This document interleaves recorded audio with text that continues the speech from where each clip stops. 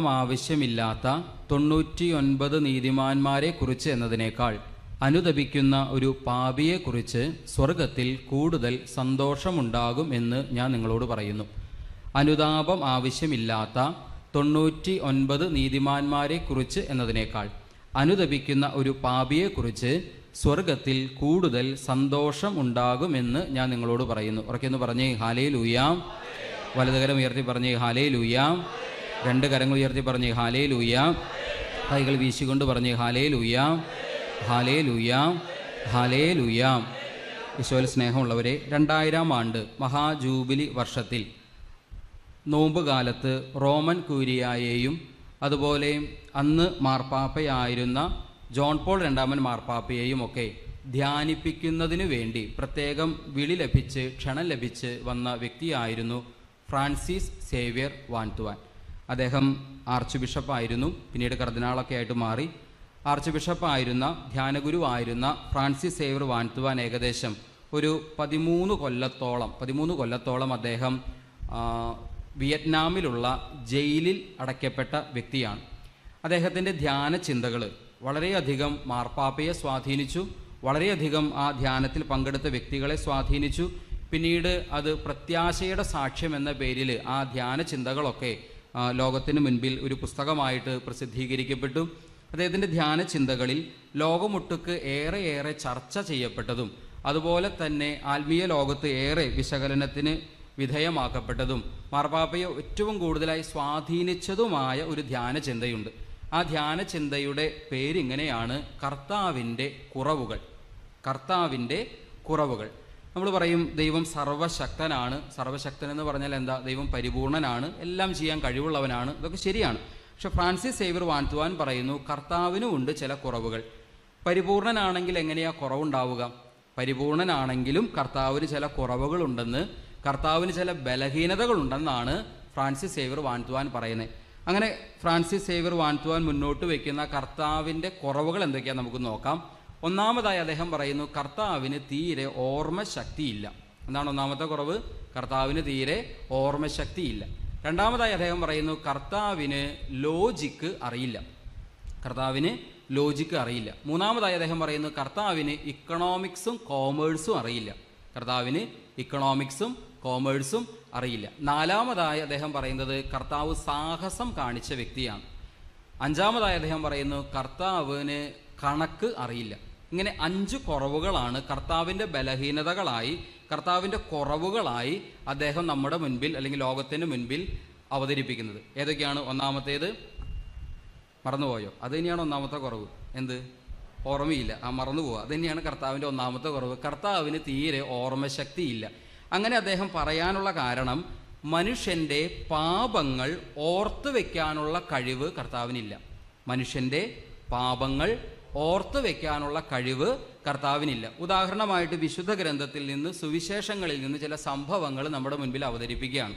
അദ്ദേഹം പറയുന്ന ഉദാഹരണം നമുക്കൊക്കെ അറിയാവുന്ന കാര്യങ്ങൾ തന്നെയാണ്. ഒന്നാമതായി, ഈശോ കുരിശിൽ തറയ്ക്കപ്പെട്ട സമയത്ത്, കുരിശിൽ ഈശോ മരണത്തിലേക്ക് പ്രവേശിക്കുന്ന സമയത്ത് യേശുവിൻ്റെ വലതുവശത്ത് തറയ്ക്കപ്പെട്ട കള്ളൻ ഈശോയോട് അപേക്ഷിക്കുകയാണ്, നിന്റെ ലോകത്ത് വെച്ച് നീ എന്നെ കൂടെ ഒന്ന് ഓർക്കണമേ എന്നും. അന്നേരം കർത്താവ് ഈശോ മിശിഹ അയാൾക്ക് കൊടുക്കുന്ന മറുപടി എന്താണ്? നീ ഇന്ന് എന്നോടുകൂടെ പറുദീസായിലായിരിക്കും. ഫ്രാൻസിസ് സേവ്യർ വാൻതുവാൻ പറയുന്നത്, ഞാനാണ് ഈശോയ്ക്ക് പകരമെങ്കിൽ, എന്നോടാണ് ഇങ്ങനൊരു അപേക്ഷ ആ കള്ളൻ നടത്തിയതെങ്കിൽ ഞാൻ ആ കള്ളനോട് ഇങ്ങനെ പറയുമായിരുന്നു, തീർച്ചയായിട്ടും ഞാൻ നിന്റെ പാപമൊക്കെ ക്ഷമിക്കാം, പക്ഷേ നീ ഇതുവരെ ചെയ്തു കൂട്ടിയ പാപങ്ങൾക്കൊക്കെ ഒരു പരിഹാരം എന്ന നിലയ്ക്ക് ഒരു 10,000 ദിവസങ്ങളെങ്കിലും നീ ശുദ്ധീകരണ അഗ്നിയിലൂടെ അല്ലെങ്കിൽ ശുദ്ധീകരണ സ്ഥലത്ത് കിടക്കേണ്ടതായിട്ട് വരും. എന്നാൽ ഈശോ അവിടെ പറയുന്നത് ഇങ്ങനെയാണ്, നീ ഇന്ന് എന്നോടുകൂടെ പറുദീസായിലായിരിക്കും. അതായത് ഈ കള്ളൻ, ഇദ്ദേഹം കുരിശിൽ തറയ്ക്കപ്പെട്ടതിൻ്റെ കാരണം നിരപരാധിയായിരുന്നിട്ടും അദ്ദേഹം പാപമൊന്നും ചെയ്യാതിരുന്നിട്ടും ചുമ്മാ പാപം ആരോപിക്കപ്പെട്ട് കുരിശിൽ തറയ്ക്കപ്പെട്ട വ്യക്തിയല്ല. ഈശോയെപ്പോലെ നിരപരാധിയായ, ഈശോയെപ്പോലെ നിഷ്കളങ്കനായ, ചെയ്യാത്ത തെറ്റിൻ്റെ പേരിൽ ശിക്ഷിക്കപ്പെട്ട വ്യക്തിയല്ല ഈ കള്ളൻ എന്ന് പറയുന്നത്. അദ്ദേഹത്തെ പേര് സൂചിപ്പിക്കും പോലെ അല്ലെങ്കിൽ വിശേഷണം സൂചിപ്പിക്കും പോലെ അദ്ദേഹം ഒരു കള്ളനായിരുന്നു. ജീവിതകാലത്ത് അദ്ദേഹം ചെയ്ത അക്രമങ്ങളുടെയും കള്ളത്തരങ്ങളുടെയും ഒക്കെ പരിണിത ഫലമായി അദ്ദേഹത്തിന് ലഭിച്ച ശിക്ഷയായിരുന്നു കുരിശിലെ മരണം എന്ന് പറയുന്നത്. സാധാരണഗതിയിൽ അന്ന് കാലത്ത് ഒരാളെ കുരിശിൽ തറച്ചു കൊല്ലുക എന്ന് പറഞ്ഞാൽ ഏറ്റവും വലിയ കുറ്റകൃത്യം ചെയ്യുന്നവർക്ക് കൊടുക്കുന്ന ശിക്ഷയാണ്. അല്ലാതെ എന്തെങ്കിലും ചെറിയ ചെറിയ തെറ്റുകൾ ചെയ്യുന്നവർക്ക് കൊടുക്കുന്ന ശിക്ഷയല്ല. ക്യാപിറ്റൽ പണിഷ്മെന്റ്, ഏറ്റവും വലിയ തെറ്റുകൾ ചെയ്യുന്നവർക്ക് കൊടുത്തിരുന്ന അന്ന് കാലത്തെ ശിക്ഷയാണ് കുരിശിലെ മരണം, അല്ലെങ്കിൽ കുരിശിൽ കൊന്നുകളയുക, വധിക്കുക എന്നുള്ളത് ഏറ്റവും വലിയ തെറ്റുകൾ ചെയ്യുന്ന വ്യക്തികൾക്ക് കൊടുത്തിരുന്ന ശിക്ഷയാണ്. യേശുവിൻ്റെ കാര്യത്തിൽ യേശു നിരപരാധിയായിരുന്നിട്ടും വലിയ 2 ആരോപണങ്ങൾ യേശുവിൻ്റെ മേൽ ഉന്നയിക്കപ്പെട്ടു. എന്തൊക്കെയാണ് ഈശോയുടെ മേൽ ആരോപിക്കപ്പെട്ട 2 ആരോപണങ്ങൾ? ഒന്ന്, ഈശോ സീസറിനെതിരെ പ്രവർത്തിച്ചു, അതായത് രാജ്യദ്രോഹം. 2, ദൈവനിന്ദാ കുറ്റം, ബ്ലാസ്ഫെമി, എന്ന് വെച്ചാൽ തന്നെ ദൈവമാണെന്ന് അവൻ അവകാശപ്പെട്ടു. ഈ 2 ആരോപണങ്ങളാണ് കർത്താവിൻ്റെ മേൽ ഉന്നയിക്കപ്പെട്ടത്. പ്രിയപ്പെട്ടവരെയും, എന്നാൽ ഇടതും വലതും തറയ്ക്കപ്പെട്ട കള്ളന്മാരുടെ കാര്യം അങ്ങനെയല്ല. അവർ തെറ്റ് ചെയ്തതുകൊണ്ട് തന്നെ അവർക്ക് കുരിശിൽ തറയ്ക്കപ്പെട്ടവരാണ്. എന്നാൽ അവർ ചെയ്ത, അല്ലെങ്കിൽ ആ മനുഷ്യൻ, ആ വലതുവശത്ത് തറയ്ക്കപ്പെട്ട മനുഷ്യൻ ചെയ്ത ആ പാപങ്ങളൊക്കെ ആ ഒരു നിമിഷം കർത്താവ് പൂർണ്ണമായും മറന്നു കളയുന്നു. എല്ലാം മറന്ന് അന്ന് ആ ദിവസം തന്നെ അവന് പറുദീസായിലേക്കുള്ള പ്രവേശനം, സ്വർഗത്തിലേക്കുള്ള പ്രവേശനം ഈശോ നൽകുന്നു. ആ ഈശോയെ നോക്കി ഫ്രാൻസിസ് സേവ്യർ വാൻതുവാൻ പറയുന്നു, കർത്താവിന് മനുഷ്യൻ്റെ പാപങ്ങൾ ഓർത്തു വയ്ക്കാനുള്ള കഴിവില്ല എന്ന്. ഈ രണ്ടാമതായി കർത്താവിൻ്റെ കുറവായിട്ട് അദ്ദേഹം പറയുന്നത് എന്താണ്? രണ്ടാമത്തെ കുറവ്, കർത്താവിന് ലോജിക്ക് അറിയില്ല. അങ്ങനെ പറയാനുള്ള കാരണം ഇതാണ്. ഈശോ തന്നെ പറയുന്ന ഒരു ഉപമയാണ് 10 നാണയങ്ങളുള്ള ഒരു സ്ത്രീ. ഒരു നാണയം നഷ്ടപ്പെട്ടു. തീർച്ചയായിട്ടും വലിയ സങ്കടമായി. കാരണം വെള്ളി നാണയമാണ്. ഒത്തിരി സങ്കടമായി, ഒത്തിരി വിഷമമായി, ആകുലതയായി. അത് കിട്ടാൻ വേണ്ടിയിട്ട് അന്വേഷിക്കുന്നു, അവസാനം കണ്ടെത്തി കഴിയുമ്പോൾ പിന്നെ സംഭവിക്കുന്ന കാര്യങ്ങൾ എന്താണ്? നാട്ടുകാരെയും വീട്ടുകാരെയും വിളിച്ചുകൂട്ടി പറയും, നിങ്ങൾ എന്നോടുകൂടെ സന്തോഷിക്കുവിൻ, കാരണം എനിക്ക് നഷ്ടപ്പെട്ടു പോയ നാണയം തിരിച്ചു കിട്ടിയിരിക്കുന്നു. പ്രിയപ്പെട്ടവരെയും, ഈ നാട്ടുകാരെയും വീട്ടുകാരെയും ബന്ധുക്കളെയൊക്കെ വിളിച്ചുകൂട്ടി ഇങ്ങനെ ഒരു കാര്യം പറയുമ്പോൾ, എല്ലാവരും വിളിച്ചുകൂട്ടി എല്ലാവരോടും നമുക്ക് സന്തോഷിക്കാം എന്ന് പറയുമ്പോൾ എങ്ങനെയായിരിക്കും സന്തോഷിക്കുക? ഇപ്പോൾ ഉദാഹരണത്തിന് എൻ്റെ കൈവശം ഞാൻ കുറേ ആളുകളെയൊക്കെ വിളിച്ചുകൂട്ടി എന്നോടൊപ്പം നിങ്ങൾ സന്തോഷിക്കണമെന്ന് പറഞ്ഞാൽ അവർക്ക് എന്തെങ്കിലും സദ്യ ഒരുക്കേണ്ടതായിട്ട് വരും. അപ്പോൾ സദ്യ ഒരുക്കുമ്പോൾ അതിനുവേണ്ടി ചെലവഴിക്കേണ്ടി വരുന്ന തുക എത്രയായിരിക്കും? എനിക്ക് തിരിച്ചു കിട്ടിയ നാണയത്തിൻ്റെ മൂല്യത്തെക്കാളും വലിയ മൂല്യമായിരിക്കും എനിക്കതിനുവേണ്ടി ചെലവഴിക്കേണ്ടതായിട്ട് വരിക. ഒരു നാണയം തിരിച്ചു കിട്ടി, അത് സന്തോഷമുള്ള കാര്യമാണ്. പക്ഷെ അതിനുവേണ്ടി, അത് സന്തോഷമാക്കാൻ, അത് ആഘോഷമാക്കാൻ വേണ്ടി എല്ലാവരെയും വിളിച്ചുകൂട്ടി ഒരു സദ്യ നടത്തുമ്പോൾ അതിനായി ചെലവഴിക്കേണ്ടി വരുന്ന തുക തിരിച്ചു കിട്ടിയ നാണയത്തിൻ്റെ മൂല്യത്തെക്കാളൊക്കെ എത്ര വലുതായിരിക്കും? എന്നാൽ അങ്ങനെ ചെയ്യുന്നവനാണ് ദൈവമെന്ന് ഈശോ ഈ ഉപമയിലൂടെ പറയുമ്പോൾ ഫ്രാൻസിസ് സേവ്യർ വാൻതുവാൻ പറയുന്നത് കർത്താവിന് തീരെ ലോജിക്ക് അറിയില്ല എന്ന്. ഇനി മൂന്നാമത്തെ കുറവ് എന്താണ്? കർത്താവിന് ഇക്കണോമിക്സും കോമേഴ്സും അറിയില്ല. എന്ന് വെച്ചാൽ സാമ്പത്തിക ശാസ്ത്രവും വാണിജ്യശാസ്ത്രവും അറിയില്ല. അങ്ങനെ പറയാനുള്ള കാരണം ഈശോ പറഞ്ഞിട്ടുള്ളൊരു ഉപമ, മുന്തിരിത്തോട്ടത്തിലേക്ക് വേലക്കാർക്ക് വേണ്ടി അന്വേഷണത്തിനിറങ്ങുന്ന ഒരു ഉടമസ്ഥനെ കുറിച്ച് ഈശോ ഒരു ഉപമ പറഞ്ഞു. പല സമയങ്ങളിലായിട്ടാണ് അദ്ദേഹം ഇറങ്ങുന്നത്. 3-ാം മണിക്കൂറിലും 6-ാം മണിക്കൂറിലും 9-ാം മണിക്കൂറിലും 12-ാം മണിക്കൂറിലും പുറത്തിറങ്ങുമ്പോഴൊക്കെ കുറേ ആളുകളെ കണ്ടെത്താനായിട്ട് സാധിച്ചു. എല്ലാവരോടും തോട്ടത്തിലേക്ക് ചെല്ലാൻ ആവശ്യപ്പെടുന്നു. പ്രിയപ്പെട്ടവരെ, അങ്ങനെ 3-ാം മണിക്കൂറിലും 6-ാം മണിക്കൂറിലും വിവിധ സമയങ്ങളിലായി ജോലിക്ക് വന്നവർ ജോലിയുടെ അവസാനം എല്ലാവർക്കും കൊടുത്തത് ഒരേ കൂലി. നിങ്ങളൊന്ന് ആലോചിച്ച് നോക്കി. ഇപ്പോൾ ഞാൻ ജോലി ചെയ്യാൻ വേണ്ടി, പറമ്പിൽ ജോലി ചെയ്യാൻ വേണ്ടി കുറേ ആളുകളെ വിളിക്കാമെന്ന് കരുതുക. ഫോണിൽ വിളിച്ചു പറഞ്ഞു. അങ്ങനെ അവർ നാളത്തെ ദിവസം അവർ ജോലിക്ക് വരാണ്. രാവിലെ 8 മണിയായപ്പോൾ കുറച്ച് പേര് വന്നു, 10 മണിക്ക് കുറച്ച് പേര് വന്നു, 12 മണിക്ക് കുറച്ച് പേര് വന്നു, 2 മണിയായപ്പോൾ കുറച്ച് പേര് വന്നു, 4 മണിക്ക് കുറച്ച് പേര് വന്നു, 5 മണിയായപ്പോൾ എല്ലാവരും ജോലി നിർത്തി. നാട്ടുനടപ്പനുസരിച്ച് കൂലി കൊടുക്കേണ്ടത് ഒരു ദിവസത്തെ കൂലി ഒരു 1000 രൂപയാണെന്ന് വിചാരിക്കുക. രാവിലെ 8 തൊട്ട് വൈകിട്ട് 5 വരെ ജോലി ചെയ്തവർക്ക് ഞാൻ 1000 രൂപ കൂലി കൊടുത്തു. 10 മണിക്ക് വന്നവർക്കോ എന്തായാലും കുറച്ചേ കൊടുക്കുകയുള്ളൂ. 12 മണിക്ക് വന്നവർക്കോ ഏകദേശം പകുതിയേ കൊടുക്കുകയുള്ളൂ. 2 മണിക്ക് വന്നവർക്കോ പിന്നെയും കുറയ്ക്കും. 4 മണിക്ക് വന്നവർക്കോ പിന്നെയും കുറയ്ക്കും.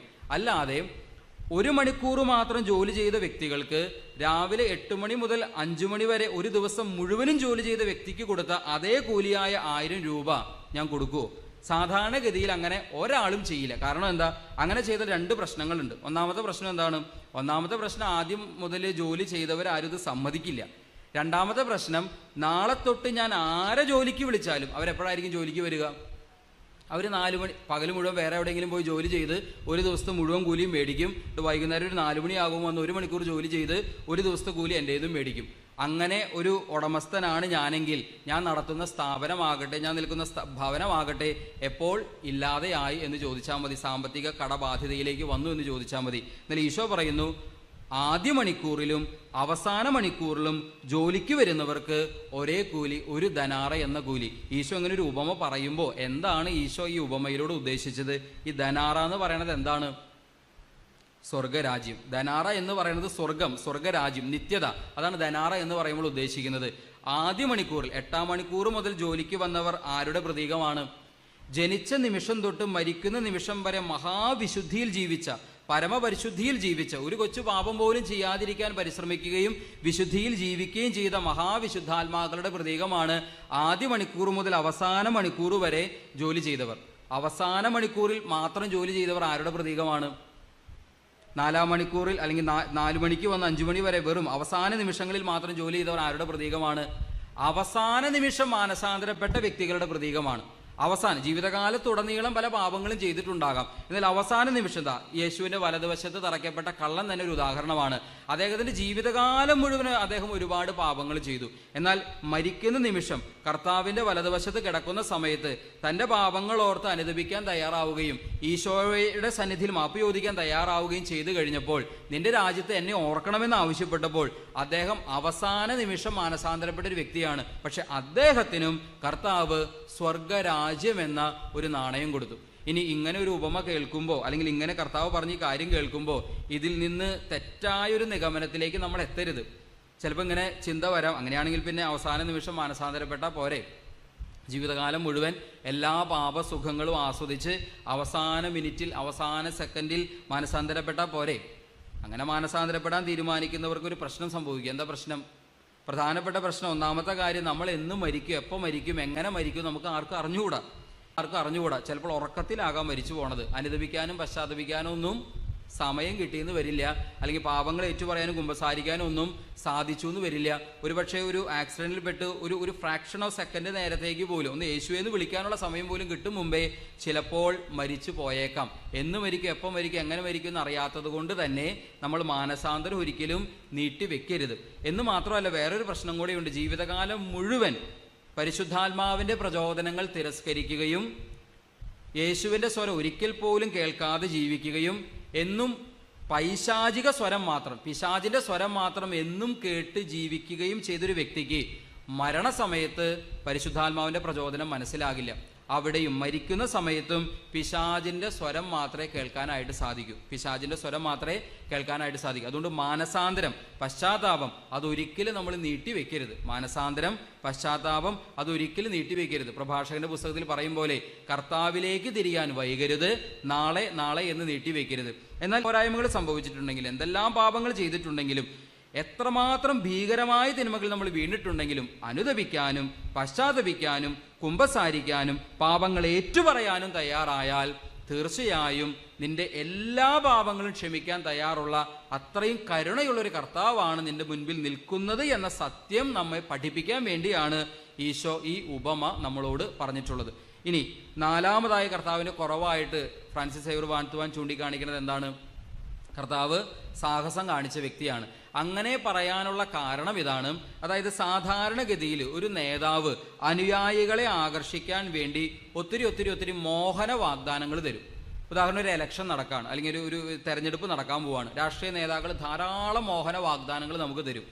ഇലക്ഷനിൽ ജയിച്ചതിന് ശേഷം അതൊക്കെ നിറവേറ്റാറുണ്ടോ ഇല്ലയോ എന്നുള്ളത് വേറെ വിഷയം. പക്ഷേ ഇലക്ഷൻ്റെ സമയത്ത് തന്നെ അനുഗമിക്കാൻ വേണ്ടി അനുയായികൾക്ക് ഒത്തിരി മോഹന വാഗ്ദാനങ്ങൾ ഏത് നേതാവും തരും. എന്നാൽ ഈശോ തന്നെ അനുഗമിക്കാൻ ആഗ്രഹിക്കുന്നവർക്ക് കൊടുക്കുന്ന വാഗ്ദാനങ്ങൾ എന്താണ്?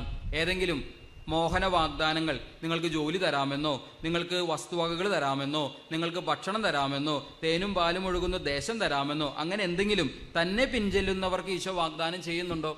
ഈശോ ഒരാൾ തന്നെ പിൻചെല്ലാൻ ആഗ്രഹിച്ച് വരുമ്പോൾ ഒരു നിയമജ്ഞനോട് പറയുന്നുണ്ട്, കുറുനരികൾക്ക് മാളങ്ങളുണ്ട്, ആകാശപ്പറവുകൾക്ക് കൂടുണ്ട്, എന്നാൽ മനുഷ്യപുത്രന് തല ചാക്കാൻ ഇടമില്ല. അങ്ങനെയുള്ള ഒരാളാണ് ഞാൻ, എന്നെ അനുഗമിക്കാൻ നിനക്ക് താല്പര്യമുണ്ടെങ്കിൽ അനുഗമിച്ചോ. അതുപോലെ തന്നെ ഈശോ പറയുന്നത്, ആരെങ്കിലും എന്നെ അനുഗമിക്കാൻ ആഗ്രഹിക്കുന്നുവെങ്കിൽ അവൻ തന്നെ പരിത്യജിച്ച് തൻ്റെ കുരിശുമെടുത്ത് എന്നെ അനുഗമിക്കട്ടെ. അനുയായികൾക്ക് സഹനവും കുരിശും വാഗ്ദാനം ചെയ്യുന്ന ഒരേ ഒരു ലോക നേതാവ് ഈശോ മാത്രമായിരിക്കും. എന്നാൽ അങ്ങനെ ഒരു നേതാവിനെ അനുകരിക്കാൻ ഇന്നും ശതകോടി മനുഷ്യർ ഈ ലോകത്തുണ്ട് എന്ന് പറയുമ്പോൾ ആ നേതാവ് നമ്മെ എന്തുമാത്രം ആ നേതാവിലേക്ക്, ഈശോ എന്ന നേതാവിലേക്ക് ഒന്ന് ആലോചിച്ച് നോക്കി.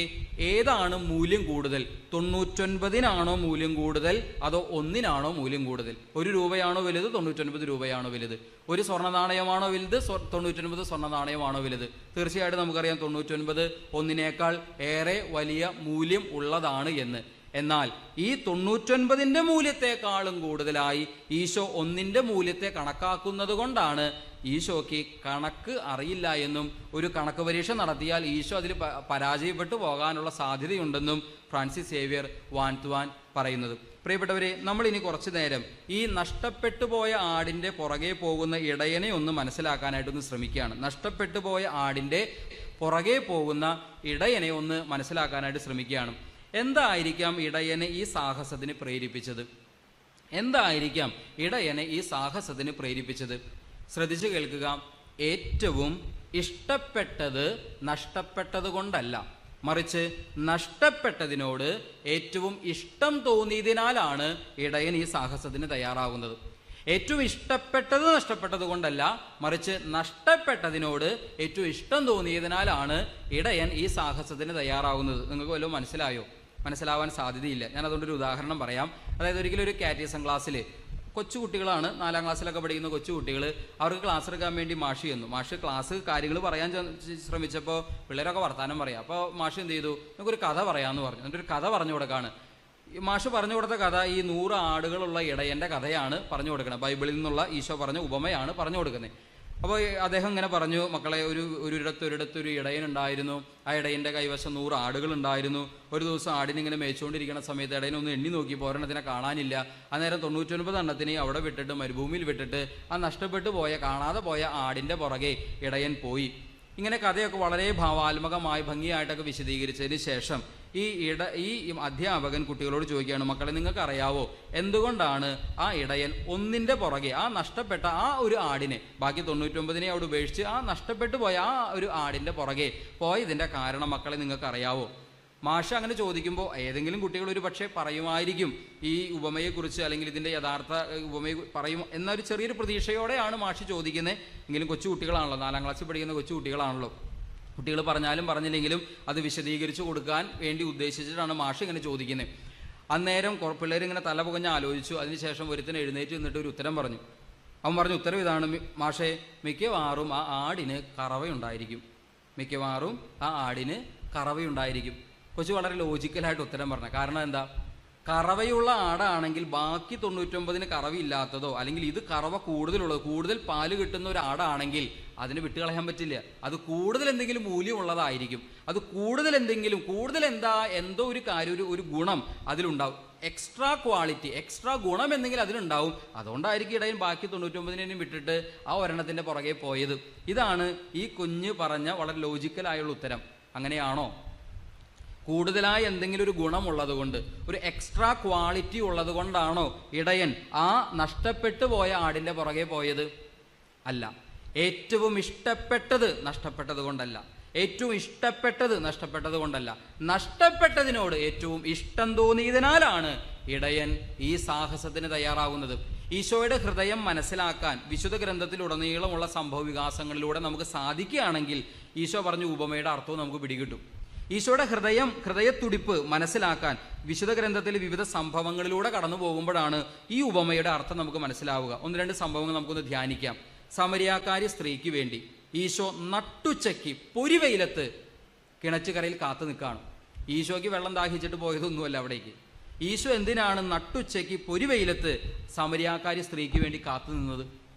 ഒരാത്മാവിനെ നേടാൻ വേണ്ടി പൊരിവെയിലത്ത് ഈശോ കാത്തു നിൽക്കുകയാണ്. ഒരാത്മാവിനെ. കാരണം അവൾ നാളെ അതുവരെ ജീവിച്ച ജീവിത വഴികളിൽ നിന്ന് അവളെ രക്ഷിക്കുന്നതിന് വേണ്ടി, അവളുടെ പാപജീവിതത്തിൽ നിന്ന് അവളെ വിമോചിപ്പിക്കുന്നതിന് വേണ്ടി, അവളെ കർത്താവ് നൽകുന്ന യഥാർത്ഥ സ്വാതന്ത്ര്യം അവൾക്ക് ലഭിക്കുന്നതിന് വേണ്ടി, കർത്താവ് നൽകുന്ന ജീവജലമായ പരിശുദ്ധാത്മാവിനെ അവൾക്ക് പ്രദാനം ചെയ്യുന്നതിന് വേണ്ടി, അവളെ പാപത്തിൻ്റെ കുഴിയിൽ നിന്ന് പിടിച്ചുയർത്തുന്നതിന് വേണ്ടി ഈശോ കാത്തു നിൽക്കുകയാണ്. പൊരിവെയിലത്ത് നട്ടുച്ചയ്ക്ക് ഒരു സ്ത്രീക്ക് വേണ്ടി, ഒരു സ്ത്രീയുടെ ആത്മാവിനെ നേടുന്നതിന് വേണ്ടി, ഒരു വ്യക്തിയെ വിമോചിപ്പിക്കുന്നതിന് വേണ്ടി, പിശാചിന്റെ ബന്ധനത്തിൽ നിന്ന്, കെട്ടിൽ നിന്ന്, കുരുക്കഴിച്ച് അവളെ വിമോചിപ്പിക്കുന്നതിന് വേണ്ടി ഈശോ പൊരിവെയിലത്ത് കിണറ്റുകരയിൽ കാത്തു നിൽക്കുകയാണ്.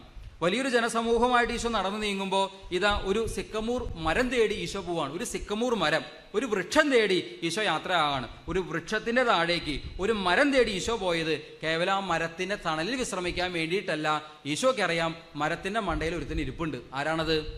സക്കേവൂസ്. ആ സക്കേവൂസ് എന്ന ഒറ്റ വ്യക്തിയെ നേടാൻ വേണ്ടി ഈ കണ്ട ജനങ്ങളൊക്കെ കൂടെ ഉണ്ടായിട്ടും അവരുടെ കാര്യങ്ങൾ നോക്കുന്നതിന് പകരം സക്കേവൂസ് എന്ന ഒരു മനുഷ്യനെ നേടാൻ വേണ്ടി, ആ മനുഷ്യനെ പാപത്തിൽ നിന്ന് രക്ഷിക്കാൻ വേണ്ടി, വിടുതലിലേക്കും വിമോചനത്തിലേക്കും സ്വാതന്ത്ര്യത്തിലേക്കും നയിക്കാൻ വേണ്ടി ഈ ജനസമൂഹത്തോടൊപ്പം നടക്കുമ്പോഴും ഈശോ ഇതാ ആ സിക്കമൂർ മരത്തിന്റെ ചുവട്ടിലേക്ക് ഈശോ യാത്രയാവുകയാണ്.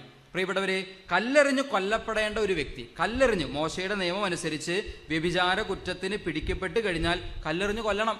അങ്ങനെ കല്ലെറിഞ്ഞ് കൊല്ലപ്പെടേണ്ട ഒരു സ്ത്രീയെ ഈശോയുടെ മുൻപിലേക്ക് കൊണ്ടുവന്നപ്പോൾ ഈശോ അവളുടെ പക്ഷം ചേരാണ്. എല്ലാവരും കല്ലുകൾ കൈകളിലെടുത്ത് ചോദിക്കുകയാണ്, മോശയുടെ നിയമം അനുസരിച്ച് ഇവളെ കല്ലെറിഞ്ഞ് കൊല്ലണം, നീ എന്ത് പറയുന്നു? ഈശോ നാട്ടിൽ അംഗീകരിക്കപ്പെട്ട ഒരു റബ്ബിയാണ്, ഒരു ഗുരുവാണ്. ഈശോ തീർച്ചയായിട്ടും മോശയുടെ നിയമത്തെ ഒരിക്കലും നിഷേധിക്കില്ല. മോശയുടെ നിയമം പാലിക്കരുതെന്ന് ഈശോ ഒരിക്കലും പറയില്ല. കാരണം മോശയിലൂടെ ദൈവം തന്നെ കൊടുത്ത കൽപ്പനയാണല്ലോ. അതുകൊണ്ട് തന്നെ അതവിടെ ഏത് രീതിയിൽ ചിന്തിച്ചാലും ഈശോ അവിടെ അവരെ അനുവദിക്കേണ്ടതായിരുന്നു. പക്ഷേ ഈശോ അവരോട് പറയുന്ന മറുപടി എന്താണ്? നിങ്ങളിൽ പാപം ചെയ്യാത്തവർ ഇവളെ കല്ലെറിയട്ടെ. പാപിനിയുടെ പക്ഷം ചേരുന്ന കർത്താവിന്. ഇങ്ങനെ വിശുദ്ധ ഗ്രന്ഥത്തിലുടനീളം ഈശോ ആരുടെ പക്ഷം ചേർന്നു? ഈശോ ഒരു ആത്മാവിനെ നേടാൻ വേണ്ടി, ഒരു വ്യക്തിയെ പാപത്തിൽ നിന്ന് മോചിപ്പിക്കാൻ വേണ്ടി, പിശാചിന്റെ പിടിയിൽ നിന്ന് വിമോചനത്തിലേക്ക് നയിക്കാൻ വേണ്ടി ഈശോ നടത്തുന്ന പരിശ്രമങ്ങൾ ഓരോന്നും വായിച്ച് ധ്യാനിച്ച് പ്രാർത്ഥിക്കുമ്പോൾ കർത്താവിൻ്റെ ഹൃദയത്തുടിപ്പ് നമുക്ക് മനസ്സിലാക്കാൻ പറ്റും. അത് മനസ്സിലാക്കിയാൽ എന്തുകൊണ്ടാണ് ഈ ഇടയൻ ഇത്രയും വലിയ സാഹസത്തിന് ഒരാടിന് വേണ്ടി 99 ഉപേക്ഷിച്ച് ഒന്നിൻ്റെ പുറകെ പോകുന്നത് എന്ന് നമുക്ക് മനസ്സിലാക്കാനായിട്ട് സാധിക്കും. ഉറക്കെന്ന് പറഞ്ഞ് ഹല്ലേലൂയ. വലതുകരം ഉയർത്തി പറഞ്ഞ് ഹല്ലേലൂയ. ഇരട്ടി സ്വരത്തിൽ പറഞ്ഞ് ഹല്ലേലൂയ. 2 കൈകൾ ഉയർത്തി പറഞ്ഞ് ഹല്ലേലൂയ. കൈകൾ വീശിക്കൊണ്ടെന്ന് പറഞ്ഞ് ഹല്ലേലൂയ. ഈശോയെക്കുറിച്ച് വിശുദ്ധ ഗ്രന്ഥത്തിൽ നമ്മൾ കാണുന്ന കാര്യങ്ങൾ കാനോനികമായി അംഗീകരിക്കപ്പെട്ട കാര്യങ്ങളാണ്. എന്നാൽ ഈശോയെക്കുറിച്ച് പലപ്പോഴും പല കഥകളും നോവലുകളൊക്കെ വേറെ പല വ്യക്തികളും എഴുതിയിട്ടുണ്ട്. അത്തരം നോവലുകളും കഥകളൊക്കെ പലതും ഭാവാത്മകമാണ്. എങ്കിലും അതിൽ ഒരു വളരെ പ്രസിദ്ധമായിട്ടുള്ളൊരു നോവലിൽ ഈശോയുടെ ജീവിതവുമായി ബന്ധപ്പെട്ട കുറച്ച് ഭാവാത്മകമായി അവതരിപ്പിക്കുന്ന കുറച്ച് കാര്യങ്ങളാണ്. ഇതിൽ വളരെ ഹൃദയസ്പർശകമായൊരു കാര്യം ആ നോവലിലുണ്ട്. അതിങ്ങനെയാണ്. അതായത് ഒരിക്കൽ പത്രോസ് വന്ന് ഈശോയോട് ഒരു പരാതി പറയാം. പത്രോസ് വന്ന്, ഇത് ബൈബിളിലുള്ള കാര്യമല്ല കേട്ടോ, ഇതൊരു കഥയാണ്, എങ്കിലും നിങ്ങൾ അതിൻ്റെ ആശയം എടുത്താൽ മതി. പത്രോസ് വന്ന് ഈശോയോട് ഒരിക്കലൊരു പരാതി പറയാം. പത്രോസ് പറഞ്ഞ പരാതി ഇങ്ങനെയാണ്: ഈശോയ്ക്ക് ഈ 12 പേരിൽ കൂടുതൽ സ്നേഹം യൂദാസ്കറിയാത്തയോടാണ് എന്ന് പത്രോസിനൊരു സംശയം. യൂദാസ്കറിയാത്തോട് ഈശോയ്ക്ക് ഇച്ചിരി സോഫ്റ്റ് കോർണർ ഉണ്ട്, അല്ലെങ്കിൽ ഇച്ചിരി സ്നേഹം കൂടുതലുണ്ടെന്ന് ഒരു സംശയം. ഇപ്പോൾ പത്രോസ് വന്നിട്ട് ഈശോയോട് പറഞ്ഞു, നീ ഒന്ന് സൂക്ഷിക്കണം, നല്ലതാണ്, അവൻ ആളത്ര ശരിയല്ല, കയ്യിലുള്ള പണസഞ്ചിയിൽ നിന്ന് അവൻ പൈസയൊക്കെ എടുക്കുന്നുണ്ട്, എന്ന് മാത്രമല്ല പൈസയ്ക്ക് വേണ്ടി അവൻ എന്തും ചെയ്യും, നിന്നെ പോലും ഒറ്റ കൊടുത്തു എന്ന് വന്നേക്കാന്നൊക്കെയുള്ള മുന്നറിയിപ്പുകൾ പോലും പത്രോസ് ലീഹ യൂദാസ്കറിയാത്തയ്ക്കെതിരെ ഈശോയോട് പറയുന്നു. അന്നേരം ഈശോ പത്രോസിനോട് പറയുന്ന മറുപടി, എൻ്റെ സ്നേഹത്തിന് നിങ്ങൾ എല്ലാവരേക്കാളും കൂടുതൽ അർഹനായിരിക്കുന്നത് യൂദാസാണ്. എൻ്റെ സ്നേഹത്തിന് നിങ്ങൾ എല്ലാവരേക്കാളും കൂടുതൽ അർഹനായിരിക്കുന്നത് യൂദാസാണ്. ഈശോ വെറുതെ പറയുകയല്ല. പെസഹ വ്യാഴാഴ്ച രാത്രി വിശുദ്ധ കുർബാന സ്ഥാപിച്ച ആ യാമങ്ങളിൽ മുറിക്കപ്പെട്ട അപ്പത്തിൻ്റെ ആദ്യ പങ്ക് യൂദാസിന് നേരെ നീട്ടിക്കൊണ്ട് തൻ്റെ സ്നേഹത്തിന് ഏറ്റവും കൂടുതൽ അർഹനായിരിക്കുന്നത് യൂദാസ് തന്നെയാണ് എന്ന് ഈശോ തെളിയിക്കുകയായിരുന്നു. മുറിക്കപ്പെട്ട അപ്പത്തിൻ്റെ ആദ്യ പങ്ക് ഈശോ ആദ്യമായിട്ട് വിശുദ്ധ കുർബാന എടുത്തു കൊടുത്തത് ആർക്കാ? യൂദാസ്കറിയാത്തയ്ക്കാണ്. ചരിത്രത്തിൽ ആദ്യത്തെ വിശുദ്ധ കുർബാന സ്വീകരിക്കാൻ ഭാഗ്യം കിട്ടിയ മനുഷ്യനാരാ? യൂദാസ്കറിയാത്തയാണ്. ഒന്നാമത് ഓർക്കുക, ലോകാവസാനം വരെ നിലനിൽക്കാനുള്ള കൂദാശ. രണ്ടാമത്തെ കാര്യം, ഇത് സ്നേഹത്തിൻ്റെ കൂദാശ. ആ കൂദാശ ഈശോ ഉദ്ഘാടനം ചെയ്യാണ്. ആരുടെ കയ്യിലേക്ക് കൊടുത്തിട്ട്? യൂദാസ്കറിയാത്തയുടെ കയ്യിലേക്ക് കൊടുത്തിട്ട്. ഒറ്റുകൊടുക്കാൻ വന്നപ്പോൾ അവനെ ഈശോ വിളിക്കുന്നത്, കാരുണ്യത്തോടെ സ്നേഹത്തോടെ ഈശോ വിളിക്കുന്നത് സ്നേഹിത എന്നാണ്. സ്നേഹിത. നിങ്ങളൊന്ന് ആലോചിച്ച് നോക്കി. നമ്മളിത് ബൈബിളിലൊക്കെ ഒത്തിരി വായിക്കുകയും കേൾക്കുകയൊക്കെ ചെയ്തതാണ്. പക്ഷേ ഇതിനൊന്ന് പിക്ചറൈസ് ചെയ്ത് ഒന്ന് വിഷ്വലൈസ് ചെയ്ത് ആ രംഗം ഒന്ന് കാണാനായിട്ട് ശ്രമിച്ച്. ഈശോ ഒരാളെ നോക്കി സ്നേഹിത എന്ന് വിളിക്കുകയാണ്. ഒറ്റുകൊടുക്കാൻ വന്ന ആളെ നോക്കി സ്നേഹിത എന്ന് വിളിക്കുകയാണ്. ഇത് നാടകമല്ല. നാടകത്തിൽ ഇങ്ങനത്തെ രംഗങ്ങളൊക്കെ നമുക്ക് വേണമെങ്കിൽ കാണാം, സിനിമയിൽ വേണമെങ്കിൽ ഇങ്ങനത്തെ രംഗമൊക്കെ കാണാം. ഇത് ശരിക്കും ചരിത്രത്തിൽ നടന്നൊരു സംഭവമാണ്. ഈശോ യൂദാസിനെ വിളിക്കുകയാണ് സ്നേഹിത.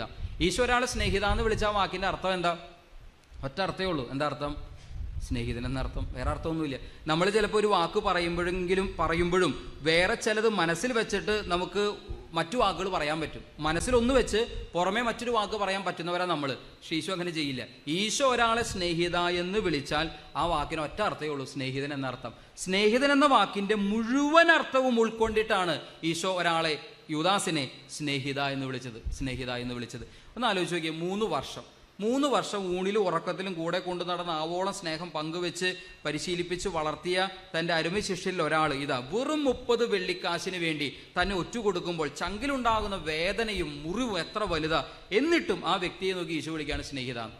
നമുക്കിത് ഇച്ചിരിയെങ്കിലും മനസ്സിലാകണമെങ്കിൽ ഇതുപോലൊരു 3 വർഷത്തെ സൗഹൃദം നമുക്കുണ്ടെന്ന് വിചാരിക്കും. ഇപ്പോൾ ഡിഗ്രി ഒക്കെ പഠിക്കുമ്പോൾ 3 വർഷമാണല്ലോ ഡിഗ്രി പഠനം. ഡിഗ്രി പഠിക്കുന്ന സമയത്ത് ഒരുപാട് സൗഹൃദം പങ്കുവയ്ക്കുന്ന ധാരാളം സുഹൃത്തുക്കളൊക്കെ നമുക്ക് ഉണ്ടാകുന്നൊരു കാലഘട്ടമാണ് ഈ കോളേജ് പഠന കാലഘട്ടം എന്ന് പറയുന്നത്. വളരെ എന്താ പറയുക, ഒരുപക്ഷെ കുടുംബാംഗങ്ങളോടുള്ളതിനേക്കാളും വലിയ സൗഹൃദവും ഫ്രണ്ട്ഷിപ്പും ഒക്കെ ആ കാലഘട്ടങ്ങളിൽ ചിലപ്പോൾ ഉണ്ടാകാറുണ്ട്. പലതും എന്താ പറയുക, മരണം വരെ നീണ്ടു നിൽക്കുന്ന സൗഹൃദങ്ങൾ, ആഴമായ സൗഹൃദങ്ങൾ, നല്ല സൗഹൃദങ്ങളൊക്കെ ഉണ്ടാകുന്ന ഒരു കാലഘട്ടമാണ് ഡിഗ്രി അല്ലെങ്കിൽ കോളേജ് പഠനത്തിൻ്റെയൊക്കെ കാലഘട്ടം. അങ്ങനെ ഒരുപാട് സ്നേഹവും സൗഹൃദവും പങ്കുവെച്ച് ചങ്കിൻ്റെ ചങ്കായി. ഇപ്പോൾ യൂത്തിൻ്റെ ഇടയിലൊക്കെ ഉള്ള പുതിയ ചില ടേമുകളാണല്ലോ ചങ്ക്സ് എന്നൊക്കെ വിളിക്കുക. എന്ന് വെച്ചാൽ അത്ര ചങ്കിൻ്റെ ചങ്ക. അതുപോലെ സ്നേഹം പങ്കുവെച്ച കൂട്ടത്തിൽ ഒരാൾ എന്നെ ഒരിക്കലും പ്രതീക്ഷിക്കാത്ത വിധം വഞ്ചിച്ചു കഴിഞ്ഞാൽ, ആ വഞ്ചന തിരിച്ചറിയുമ്പോൾ, ആ വഞ്ചിച്ച വ്യക്തിയെ എൻ്റെ കൺമുൻപിൽ കാണുമ്പോൾ എൻ്റെ നാവിൽ നിന്ന് ആദ്യം വരാൻ പോണ വാക്ക് എന്തായിരിക്കും? നിങ്ങളാണെങ്കിൽ എന്ത് വിളിക്കും? സ്നേഹിത എന്ന് വിളിക്കുമോ? വിളിക്കുന്ന വാക്ക് എന്താന്ന് ഇവിടെ ഉറക്കപ്പ് വിളിച്ചു പറയാൻ പറ്റില്ല. അതുകൊണ്ട് നിങ്ങൾ പറയാത്തത്. കാരണം അതുപോലത്തെ വാക്കായിരിക്കും നമ്മുടെ നാവിൽ നിന്ന് വരിക. ഒന്ന് ആലോചിച്ച് നോക്കിയ പ്രിയപ്പെട്ടവരെ, 3 വർഷം ഈശോ പങ്കുവെച്ചതുപോലൊരു സൗഹൃദം ലോകത്തൊരാളും പങ്കുവെച്ചിട്ടുണ്ടാവില്ല. ഈശോ കൊടുത്തതുപോലൊരു സ്നേഹം ലോകത്തൊരാളും കൊടുത്തിട്ടുണ്ടാവില്ല. ഈശോയിൽ നിന്ന് അനുഭവിച്ചതുപോലൊരു സ്നേഹം ലോകത്തൊരാളിൽ നിന്നും ഇവരനുഭവിച്ചിട്ടില്ല. എന്നിട്ടും ആ മനുഷ്യൻ ഈശോയെ ഒറ്റുകൊടുക്കുമ്പോൾ ഈശോ ആ വ്യക്തിയെ വിളിക്കുന്ന പേരാണ്, ഈശോ ആ വ്യക്തി അഭിസംബോധന ചെയ്യുന്നത് സ്നേഹിത. ഈശോ ഒരാളെ സ്നേഹിത എന്ന് വിളിച്ചാൽ സ്നേഹിതൻ എന്ന വാക്കിൻ്റെ അർത്ഥം എന്താണ്? ആ അർത്ഥം മുഴുവനും ഉൾക്കൊണ്ടിട്ട് തന്നെയാണ് ഈശോ വിളിച്ചത്. അല്ലാതെ മനസ്സിലൊന്ന് വെച്ചിട്ട് ഈശോ ഒരാളെ മറ്റൊരു വാക്ക് ഈശോ വിളിക്കുകയല്ല ചെയ്ത്. ഉറക്കെന്ന് പറഞ്ഞേ ഹാലേലൂയാം. ഇരട്ടി സ്വരത്തിൽ പറഞ്ഞേ ഹാലേലൂയാം. വലതുകരം ഉയർത്തി പറഞ്ഞേ ഹാലേലൂയാം. 2 കൈകൾ ഉയർത്തി പറഞ്ഞേ ഹാലേലൂയാം. കൈകൾ വീശുകൊണ്ട് പറഞ്ഞേ ഹാലേലൂയാം. തള്ളിപ്പറഞ്ഞ പത്രോസിനെ കാരുണ്യത്തോടെ തിരിഞ്ഞു നോക്കുന്നു.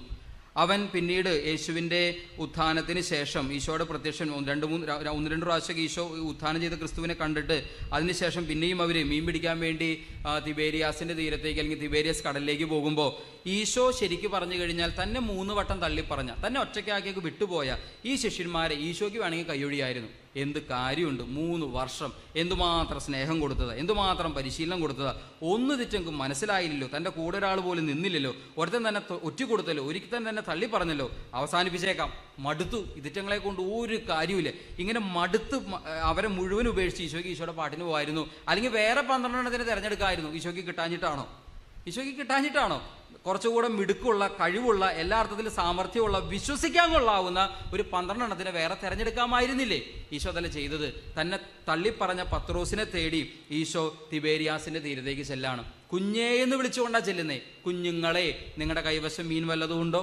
കുഞ്ഞുങ്ങളെ, നിങ്ങളുടെ കൈവശം മീൻ വല്ലതും ഉണ്ടോ? ഇങ്ങനെ ചോദിച്ചിട്ടാണ് ഒരമ്മ സ്നേഹം പോലെ, അമ്മ വാത്സല്യം പോലെ ഈശോ തിബേരിയാസിന്റെ തീരത്തേക്ക് കടന്നു ചെല്ലുന്നത്. എന്ന് മാത്രമല്ല, അവര് തിരിച്ചു വരുമ്പോൾ അവർക്ക് വേണ്ടി അപ്പമൊരുക്കി, മീനൊരുക്കി കാത്തു നിൽക്കുന്ന, അത്താഴമൊരുക്കി, പാഥേയമൊരുക്കി കാത്തു നിൽക്കുന്ന ക്രിസ്തുവിന്റെ ചിത്രമാണ് സുവിശേഷകൻ നമ്മുടെ മുൻപിൽ അവതരിപ്പിക്കുന്നത്. പ്രിയപ്പെട്ടവരെ, കുറവുകളുള്ള എന്ന് മാത്രമല്ല, ഈ പത്രോസിനെ 3 വട്ടം തള്ളിപ്പറഞ്ഞ പത്രോസിന് കർത്താവ് കൊടുത്ത സമ്മാനം എന്താണ്?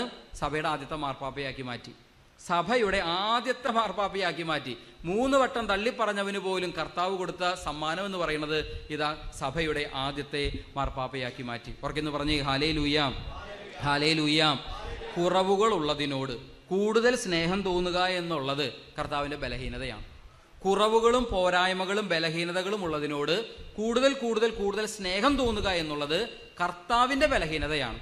ബൈബിളിലുടനീളം കഥാപാത്രങ്ങൾ നമുക്ക് കാണാം. വിക്കനായ മോശ, ബാലനായ ജെറമിയ, അശുദ്ധമായ അധരങ്ങളുള്ള യേശയ്യ, പാപിയെന്ന് ഏറ്റുപറയുന്ന പത്രോസ്, യാതൊരു അക്ഷരാഭ്യാസമില്ലാത്ത അപ്പസ്തോലന്മാര്, ഇങ്ങനെ കുറവുകളുള്ളതിനോട് കൂടുതൽ സ്നേഹം തോന്നുക എന്നുള്ളത് കർത്താവിൻ്റെ ഏറ്റവും വലിയ ബലഹീനതയാണ്. വിശുദ്ധ ഗ്രന്ഥത്തിൽ ഉടനീളം നമ്മൾ കാണുന്ന ഒരു യാഥാർത്ഥ്യമാണത്. ഉറക്കെന്ന് പറഞ്ഞേ ഹല്ലേലൂയാം, ഹല്ലേലൂയാം.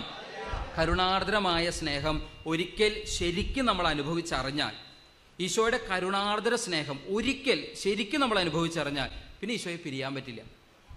നമുക്ക് പിരിയാൻ പറ്റില്ല. അതിൻ്റെ ഏറ്റവും നല്ല തെളിവാണ് കണ്ണുനീരുകൊണ്ട് പാദം കഴുകിയ പാപിനിയായ സ്ത്രീ. അവൾ പാപത്തിൻ്റെ മൂർധന്യാവസ്ഥയിലായിരുന്നു. വ്യഭിചാരം എന്ന പാപം, അല്ലെങ്കിൽ ഒരു വേശ്യാവൃത്തി എന്ന പാപം, അതിൻ്റെ എല്ലാ തരത്തിലും അതിൻ്റെ എല്ലാ വ്യാപ്തിയിലും ചെയ്തിട്ടുള്ളൊരു വ്യക്തി.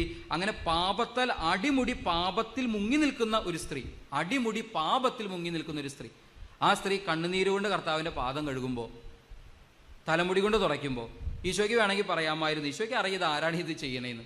ഈശോയ്ക്ക് വേണമെങ്കിൽ അവളോട് പറയാം, എൻ്റെ കാലേ തൊട്ട് കാല അശുദ്ധമാക്കല്ലേ എന്ന് വേണമെങ്കിൽ പറയാമായിരുന്നു.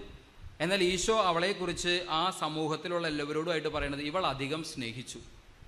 അവളുടെ പാപങ്ങളിലേക്കല്ല ഈശോ നോക്കുന്നത്, ഇവൾ അധികം സ്നേഹിച്ചു. അതുകൊണ്ട് ഇവളുടെ നിരവധിയായ പാപങ്ങൾ ക്ഷമിക്കപ്പെടുന്നു. അവൾ ചെയ്ത പാപങ്ങൾ ഓരോന്ന് എണ്ണി പറഞ്ഞ് അവളെ കുറ്റപ്പെടുത്തുകയോ അവൾക്ക് പരിഹാരങ്ങൾ നിർദ്ദേശിക്കുകയോ ഒന്നുമല്ല. ഇവൾ അധികം സ്നേഹിച്ചു. ശരിക്കും ദൈവകരുണ എന്താണ് എന്ന്, ദൈവസ്നേഹം എന്താണെന്ന്, ദൈവക്ഷമ എന്താണെന്ന് ശരിക്കും ആ സ്ത്രീ ഹൃദയത്തിൻ്റെ ആഴങ്ങൾ അനുഭവിച്ചറിഞ്ഞു. അതുകൊണ്ട് തന്നെ ആ സ്ത്രീയാണ് കുരിശിൻ്റെ ചുവട്ടിൽ പിന്നീട് ഈശോ കുരിശിൽ 3 ആണിൽ പടയുമ്പോൾ അവിടെ സന്നിഹിതയായിരുന്ന മഗ്ദലന മറിയം. ആ സ്ത്രീയാണത്.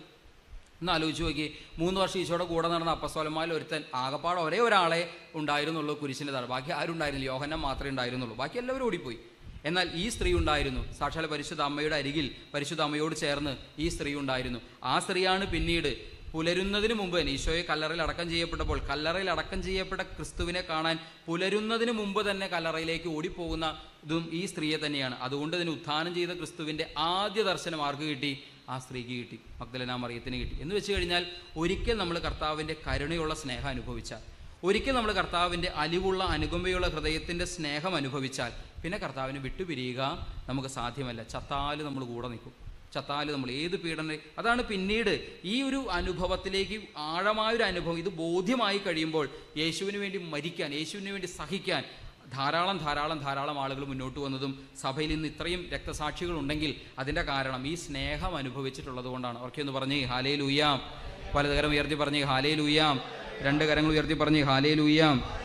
കരങ്ങൾ വീശിക്കൊണ്ട് പറഞ്ഞേ ഹല്ലേലൂയാം, ഹല്ലേലൂയാം. പ്രിയപ്പെട്ടവരെ, വിശുദ്ധ ലൂക്കായുടെ സുവിശേഷം 15-ാം അധ്യായം അറിയപ്പെടുക സുവിശേഷങ്ങളുടെ സുവിശേഷം എന്നാണ്. വിശുദ്ധ ലൂക്കായുടെ സുവിശേഷം 15-ാം അധ്യായം അറിയപ്പെടുക സുവിശേഷങ്ങളുടെ സുവിശേഷം എന്നാണ്. എന്താ അങ്ങനെ അറിയപ്പെടുന്നതിൻ്റെ കാരണം? ആ ഒരു സുവിശേഷ ഭാഗത്ത്, അല്ലെങ്കിൽ ആ ഒരു അധ്യായത്തിൽ 3 ഉപമകൾ പറയുന്നുണ്ട്. 3 ഉപമകൾ. ഏതൊക്കെയാണ് ആ 3 ഉപമകൾ? ധൂർത്തപുത്രൻ്റെ ഉപമ, കാണാതെ പോയ ആടിൻ്റെ ഉപമ, നഷ്ടപ്പെട്ടു പോയ നാണയത്തിൻ്റെ ഉപമ. 3 ഉപമകളാണ്. ഈശോ എന്തിനാണ് ഈ ഭൂമിയിൽ വന്നത്, അഥവാ ഈശോ അല്ലെങ്കിൽ ദൈവം ആരാണ്, ദൈവത്തിൻ്റെ സ്വഭാവം എന്താണ്, ഇത് വളരെ വ്യക്തമായി കൃത്യമായി അനാവരണം ചെയ്യപ്പെടുന്ന ഒരു അധ്യായമാണ് ലൂക്കായുടെ സുവിശേഷം 15-ാം അധ്യായം. കാരണം ആ 3 ഉപമകളിൽ ഇതെല്ലാം ഉണ്ട്. അതുകൊണ്ട് തന്നെ പല ബൈബിൾ വ്യാഖ്യാതാക്കളും വചന പ്രഘോഷകരും ഇങ്ങനെ പറയാറുണ്ട്, ലോകത്തുള്ള മുഴുവൻ ബൈബിളുകളിലെയും മുഴുവൻ അധ്യായങ്ങളും മുഴുവൻ താളുകളും നഷ്ടപ്പെട്ടാലും നഷ്ടപ്പെട്ടു പോകാൻ പാടില്ലാത്ത ബൈബിളിലെ താളാണ് ലൂക്കായുടെ സുവിശേഷം 15-ാം അധ്യായം എന്ന്. ലോകത്തുള്ള മുഴുവൻ ബൈബിളുകളിലെയും മുഴുവൻ താളുകളും നഷ്ടപ്പെട്ടു പോയാലും നഷ്ടപ്പെട്ടു പോകാൻ പാടില്ലാത്ത ബൈബിളിലൊരു താളാണ്, അല്ലെങ്കിൽ ഒരു അധ്യായമാണ്, ഒരു പേജാണ് വിശുദ്ധ ലൂക്കായുടെ സുവിശേഷം 15-ാം അധ്യായം. കാരണം ആരാണ് ദൈവം, എന്താണ് ദൈവത്തിൻ്റെ സ്വഭാവം, അത് വളരെ വ്യക്തമായി കൃത്യമായി ഈ ഒരു അധ്യായത്തിൽ നമുക്ക് കാണാനായിട്ട് സാധിക്കും. നമ്മൾ ഒരുപാട് കേൾക്കുകയും ഒരുപാട് വായിക്കുകയും ചെയ്തിട്ടുള്ളൊരു വചനഭാഗമാണിത്. എങ്കിൽ ഈ മൂന്ന് ഉപമകളിലൂടെ നമ്മുടെ മുൻപിൽ അവതരിപ്പിക്കപ്പെടുന്ന ഒരു ചിന്ത, ഒരു വേറിട്ടൊരു ചിന്ത, അല്ലെങ്കിൽ വ്യത്യസ്തമായ ഒരു ചിന്ത നമുക്കൊന്ന് മനസ്സിലാക്കാൻ ശ്രമിക്കാം. 3 ഉപമകളിലൂടെ 3 തരം പാപികൾ നമ്മുടെ മുൻപിൽ അവതരിപ്പിക്കപ്പെടാണ്. 3 തരം പാപികൾ. ഏതൊക്കെയാണ് ആ 3 തരം പാപികൾ? ഒന്നാമത് നമുക്ക് ഇങ്ങനെ എടുക്കാം, അല്ലെങ്കിൽ ഇങ്ങനെ മനസ്സിലാക്കാൻ ശ്രമിക്കാം. അതായത് ഒരു വ്യക്തി പാപം ചെയ്യുമ്പോൾ കർത്താവിൽ നിന്ന് അകന്നു പോകും.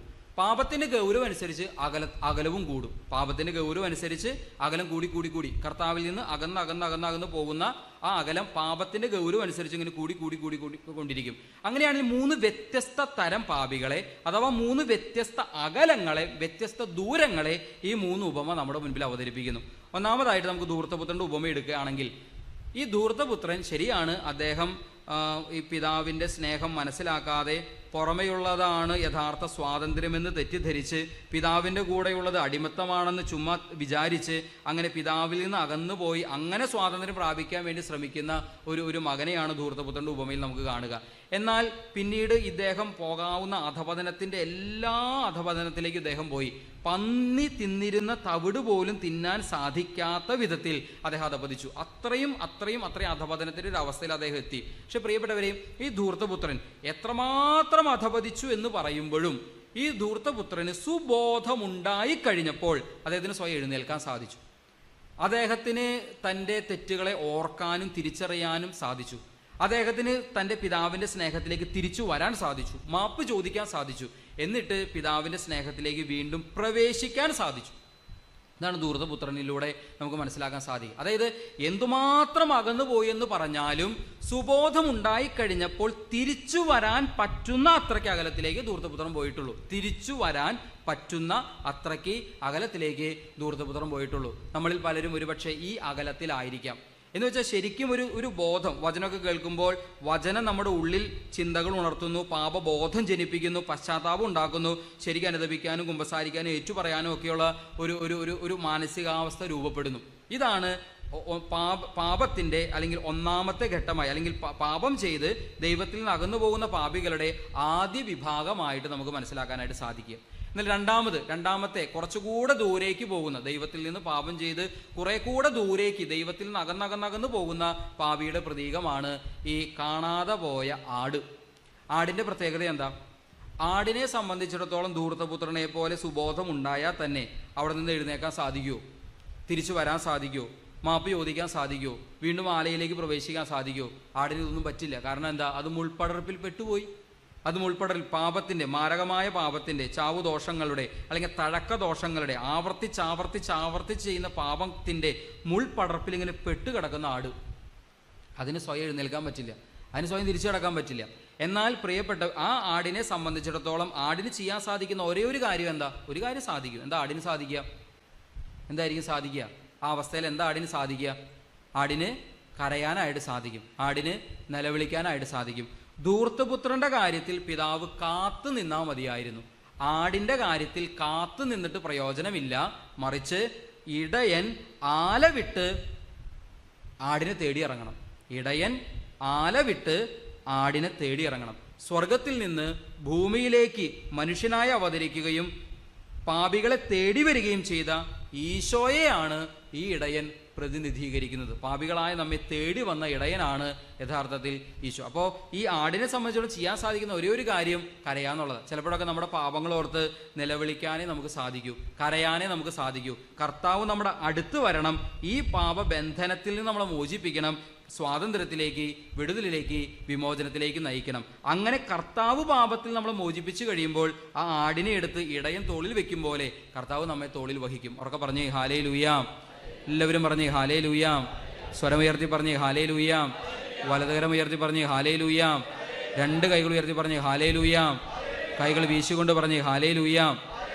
മൂന്നാമത്തെ കുറെ കൂടെ ദൂരേക്ക് പോകുന്ന പാപിയുടെ പ്രതീകമാണ് ഈ നാണയം എന്ന് പറയുന്നത്, നഷ്ടപ്പെട്ടു പോയ നാണയം. കാരണം അങ്ങനെ പറയാൻ കാരണം ഈ നാണയത്തിന് ധൂർത്തപുത്രനെ പോലെ തിരിച്ചു കടക്കാൻ പറ്റില്ല, ആടിനെ പോലെ കിടന്ന് കരയാനും പറ്റില്ല.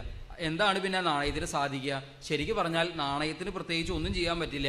കയ്യിൽ നിന്ന് ഉരുണ്ട് വീണ് എവിടെയോ ഇരുട്ടിൻ്റെ മൂലയിൽ പോയി കിടക്കുന്നു. ഒന്നും ചെയ്യാൻ നാണയത്തെ സംബന്ധിച്ചിടത്തോളം സാധ്യമല്ല. പക്ഷെ ആ നാണയത്തെ പോലും വെറുതെ വിട്ടുകളയാൻ തയ്യാറായി നിൽക്കുന്ന ഒരാളെയല്ല ഈ ദൈവമായിട്ട് ഈശോ അവതരിപ്പിക്കുന്ന. നേരെ മറിച്ച് ആ നാണയം തേടിപ്പിടിക്കാൻ ശ്രമിക്കുന്ന, ആ നാണയം കണ്ടെത്താൻ ശ്രമിക്കുന്ന, ആ നാണയത്തെ വീണ്ടും ദൈവസ്നേഹത്തിലേക്ക് തിരിച്ചു കൊണ്ടുവരാൻ ശ്രമിക്കുന്ന വ്യക്തിയായിട്ടാണ് ഈശോയെ തന്നെ അല്ലെങ്കിൽ ദൈവസ്നേഹത്തെ ഈശോ നമ്മുടെ മുൻപിൽ അവതരിപ്പിക്കുക. ഏറ്റവും മാരകാവസ്ഥയിൽ ചെയ്യുന്ന പാപം പാപമാണെന്ന് പോലും അറിയാതെ മാരകമായ ചാവുദോഷങ്ങളിൽ ആവർത്തിച്ച് മുഴുകിയിട്ടും യാതൊരു തര പശ്ചാത്താപവും അനുതാപവും ഇല്ലാതെ ജീവിക്കുന്ന ഏറ്റവും കഠിനമായ പാപാവസ്ഥയിലായിരിക്കുന്ന വ്യക്തികളുടെ പ്രതീകമായി ഈ നാണയത്തെ നമുക്ക് മനസ്സിലാക്കാനായിട്ട് സാധിക്കും. പക്ഷെ അവരെ പോലും കർത്താവ് കൈവിടുന്നില്ല. കർത്താവ് തൻ്റെ സ്നേഹത്തിലേക്ക് സ്വീകരിക്കാൻ നിരന്തരം ശ്രമിച്ചുകൊണ്ടേയിരിക്കുന്നു. ഉറക്കെ പറഞ്ഞേ ഹല്ലേലൂയാ, ഉറക്കെ പറഞ്ഞേ ഹല്ലേലൂയാം, വലതുകരം ഉയർത്തി പറഞ്ഞേ ഹല്ലേലൂയാം, ഹല്ലേലൂയാം, ഹല്ലേലൂയാം. ഇനി നമുക്ക് ഈ ധൂർത്തപുത്രൻ്റെ ഉപമയിൽ ഒന്ന് രണ്ട് കാര്യം വെറുതെ ഒന്ന് മനസ്സിലാക്കാനായിട്ട് ശ്രമിക്കാം.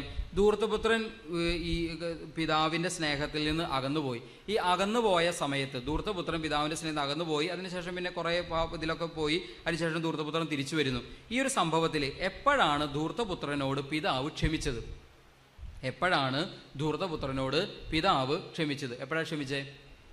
അവൻ പന്നിക്കുഴിയിൽ കിടക്കണ സമയത്താണോ, സുബോധം ഉണ്ടായ സമയത്താണോ, അത് അവിടെ നിന്ന് എഴുന്നേറ്റ് തിരിച്ചു വന്ന സമയത്താണോ, അതോ പിതാവിൻ്റെ അടുത്ത് വന്ന് മാപ്പ് ചോദിച്ച സമയത്താണോ? എപ്പോഴാണ് പിതാവ് ക്ഷമിച്ചത്? എപ്പോഴാണ് ക്ഷമിച്ചത് എന്ന ചോദ്യം തന്നെ പ്രസക്തമല്ല. കാരണം ഒരിക്കൽ പോലും പിതാവിന് ഈ പുത്രനോട് ഒരു വിരോധവും ഒരു വെറുപ്പും തോന്നിയിട്ടില്ല. ഒരിക്കൽ പോലും പിതാവിന് ഈ പുത്രനോട് ഒരു വിരോധമോ ഒരു വെറുപ്പോ പിതാവിനൊരിക്കലും പുത്രനോട് തോന്നിയിട്ടില്ല. നേരെ മറിച്ച് പിതാവിൻ്റെ സ്നേഹം എപ്പോഴും ഉണ്ട്. എന്നാൽ ആ സ്നേഹം അനുഭവിക്കാൻ പുത്രന് സാധിച്ചില്ല. പുത്രന് സ്നേഹം അനുഭവിക്കാൻ സാധിച്ച് തിരിച്ചു വന്നപ്പോഴാണ്. തിരിച്ചു വരുന്നത് വരെ ഇത് അനുഭവിക്കാൻ സാധിക്കില്ല. പ്രിയപ്പെട്ടവരെ, നമ്മളൊരു കാര്യം ഓർക്കുക, നമ്മൾ പാപം ചെയ്യുമ്പോൾ ദൈവത്തിന് നമ്മളോട് വെറുപ്പുണ്ടാകുമെന്നോ വിരോധം ഉണ്ടാകുമെന്നോ തെറ്റിദ്ധരിക്കരുത്. ദൈവത്തിൻ്റെ സ്നേഹത്തിനും കാരുണ്യത്തിനും അലിവിനും അനുകമ്പയ്ക്കും ഒരു കുറവും സംഭവിക്കുന്നില്ല. പക്ഷെ നിർഭാഗ്യവശാൽ നമുക്കത് അനുഭവിക്കാൻ പറ്റുന്നില്ല. നമ്മളത് അനുഭവിക്കുന്നത് എപ്പോഴാണ്? അനുദപിക്കാനും കുമ്പസാരിക്കാനും ഏറ്റുപറയാനും തയ്യാറാകുമ്പോഴാണ് ഈ കരുണയും സ്നേഹവും അലിവും അനുകമ്പയും നമുക്ക് അനുഭവിക്കാൻ പറ്റൂ. അല്ലെങ്കിൽ അതൊരിക്കലും അനുഭവിക്കാൻ പറ്റില്ല.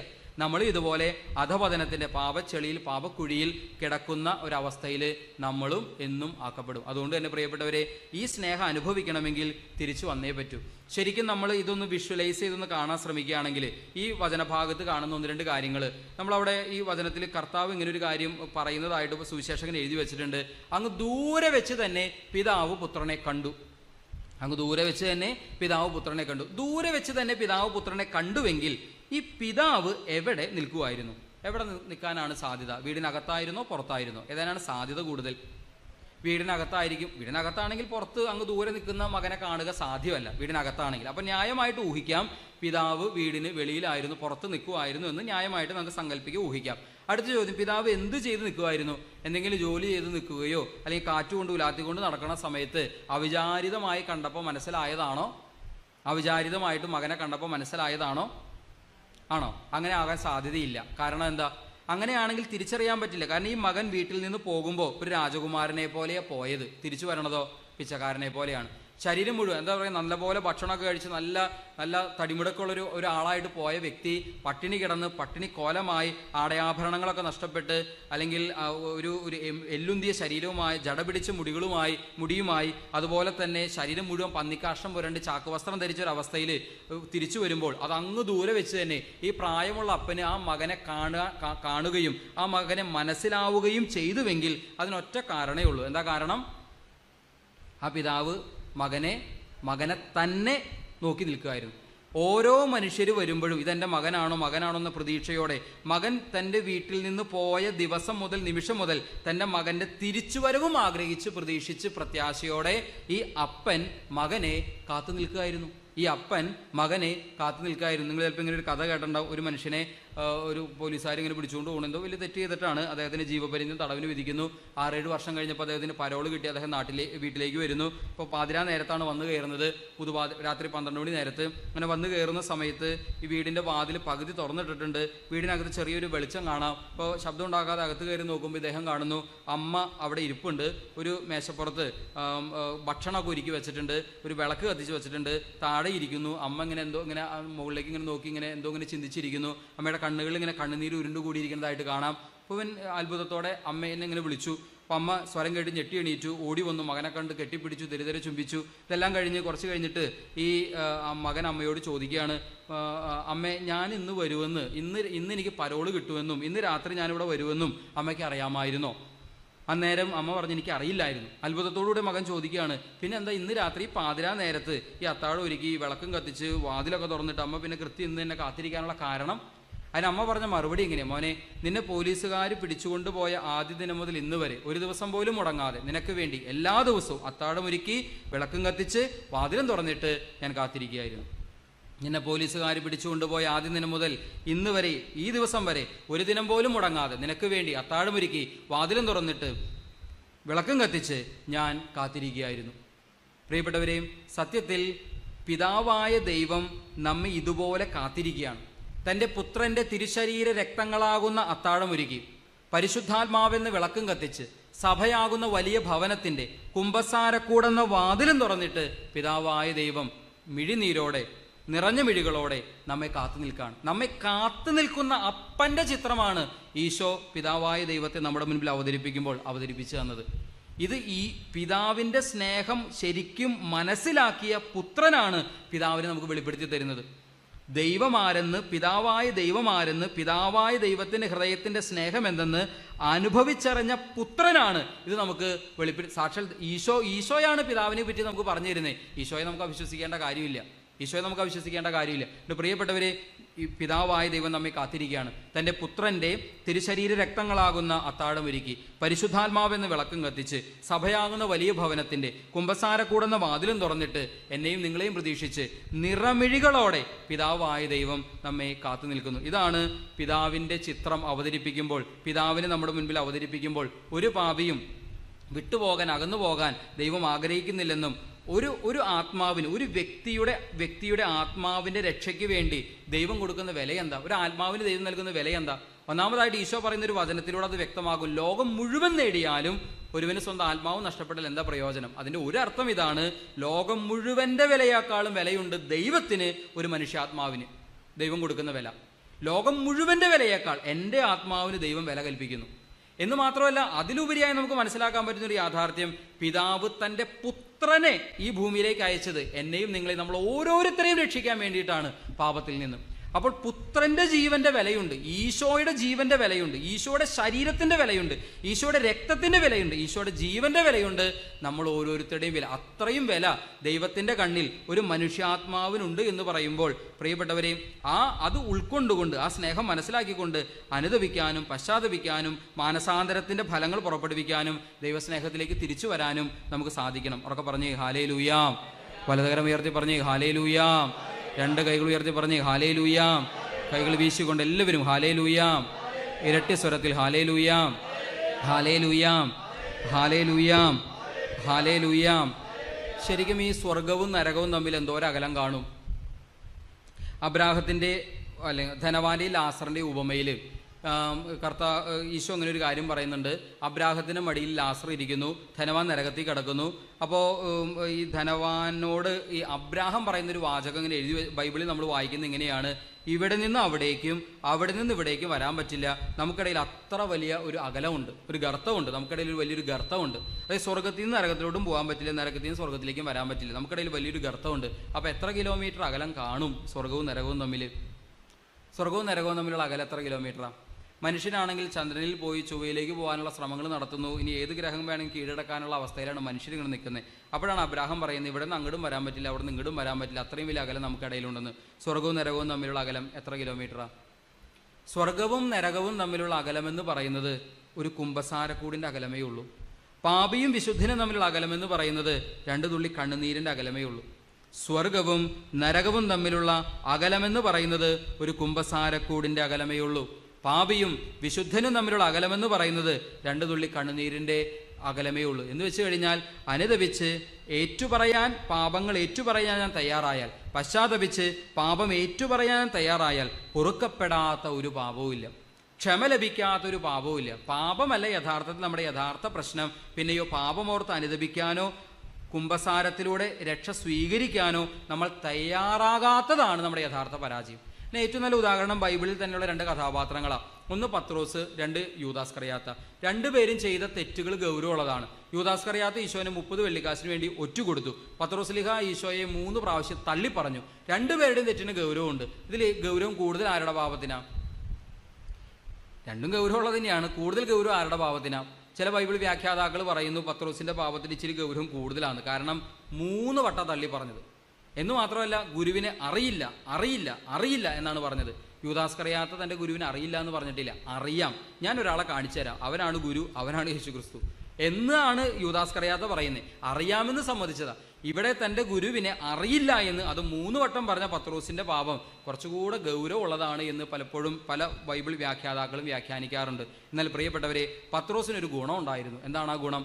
ബലഹീനത കൊണ്ട്, ഭയം കാരണം ഈശോയെ തള്ളി പറയേണ്ടി വന്നു. 1 വട്ടമല്ല 3 വട്ടം. ബലഹീനത കൊണ്ട്, ഭയം കാരണം. ഈശോയുടെ സ്നേഹമില്ലാഞ്ഞിട്ടൊന്നുമല്ല, സ്നേഹമൊക്കെ ഉണ്ട്, പക്ഷെ ഭയമാണ്, പേടിയാണ്. അതായിരുന്നു അദ്ദേഹത്തിൻ്റെ ഒരു വലിയ ബലഹീനത.